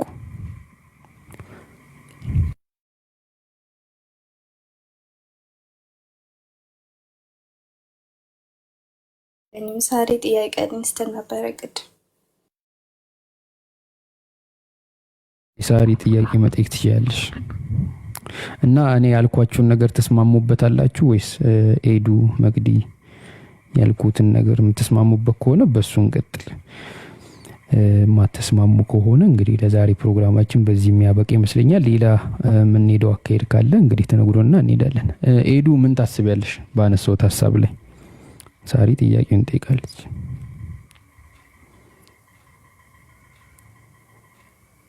አይ አሪፍ ነው። ኦኬ እሺ መቅዲ ያለሽ?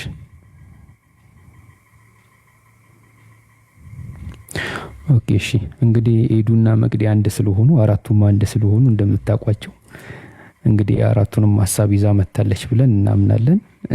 በሱ መሰረት እንቀጥላለን። ለምን ከክርስትና ወጣው? ምንድነው ፖይንት? ክርስትና ምንድነው ያጎደለብክ? ክርስትና አጉድሎብስ እስልምና ምንድነው የሞላል የሚለውን ሐሳብ በቀጣይ እንመለከታለን። ሳሪ ጥያቄ ካለሽ ጥያቄሽን ወዲህ ማርክ ትችያለሽ።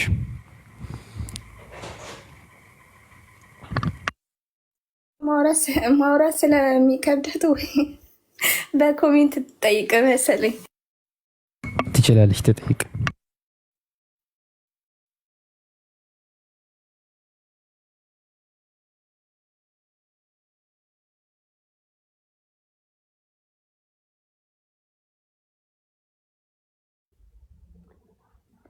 እሺ አንድ ሰው ከኛ ልጆች ወላዱ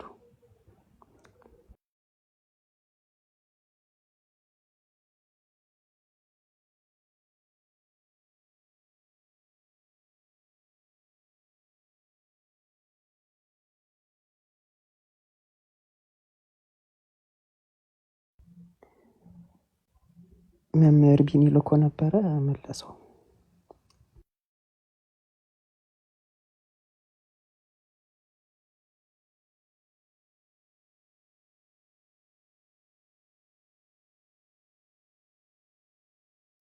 ሀሳብ መስጠት ይችላሉ። አዲስ አበባ የኦሮሚያ ዋና ከተማ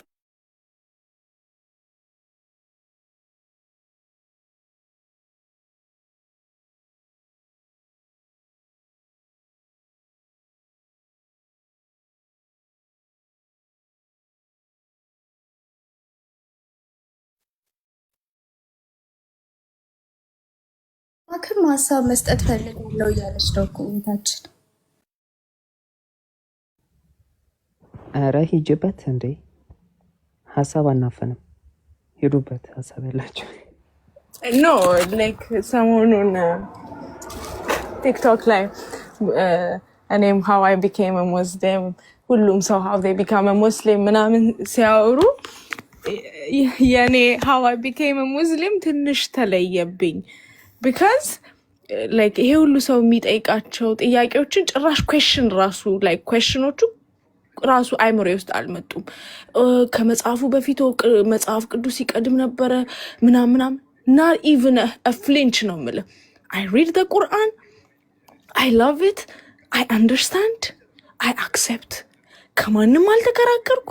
ማንንም ይሄ የማማከር እንዴት ነው ምናምን የጭንቀት ራሱ ምልክት አልነበረብኝም። በቃ I was lost and I found the key. End of story። እና ብዙ ሰዎች የሚጠይቁትን ጥያቄ ሳይ ሜቢ እኔ እነዛን ጥያቄዎች ያልጠየቅኩት አልኩኝ ሞር ትልልቅ ጥያቄዎች ወይ ጠይቄ ይሆናል ወይም እነዚህ ጥያቄዎች እንደ ጥያቄ ራሱ ኢንተርቴን አላረኳቸው እና ለምን ብዬ በጣም አሁን ሰሞኑን ላይክ እንትን እያልኩኝ ነበረ። እንዲህ ጊዜም እንደዚህ ሎንግ ታይምም አልፈጀብኝም። በቃ አፍተር አይ ሪድ ኤንድ አፍተር አይ አንደርስታንድ ነው እና የኢድ ቀን ሁሉን ሳይ የማህበረሰቡን የኮሚኒቲውን ነገር ሳይ በቃ ወዲያው ነው ልቤ እጇን የሰጠችው እና ለምን ብዬ ኩዌስችን ሳደርግ ሜቢ ዩኒቨርሲቲ እያለን ምናምን በሪዝኒንግ ከዛ አርጊመንት አንድን ሀሳብ ላይክ ዩኒቨርሲቲ አሁን ብዙ ላይክ የምናደርገው የነበረው አንድ መጽሐፍ ይሰጠናል፣ እሱን አንብበህ አርጊመንት የሆኑ ሀሳቦችን ማምጣት ምናምን። ከዛ ደግሞ ግራጁዌትም ሳደርግ ሪሰርች ፔፐር ትልቅ ሪሰርች ፔፐር ፍልሰት ላይ ነው የሰራሁት። ኢንተርናል ማይግሬሽን ወደ አዲስ አበባ ፖለቲካል ኢኮኖሚክ እና ሶሻል እና እነዛን ሁሉ ነገሮች ስላለፍኩ ነው መሰለኝ እነዛ እንደ ጥያቄ ራሱ ሊመጡብኝ አልቻሉም እና በጣም አሪፍ ነው። ብዙ እንደዛ ውስጥም አልገባሁም እና ይገርመኛል።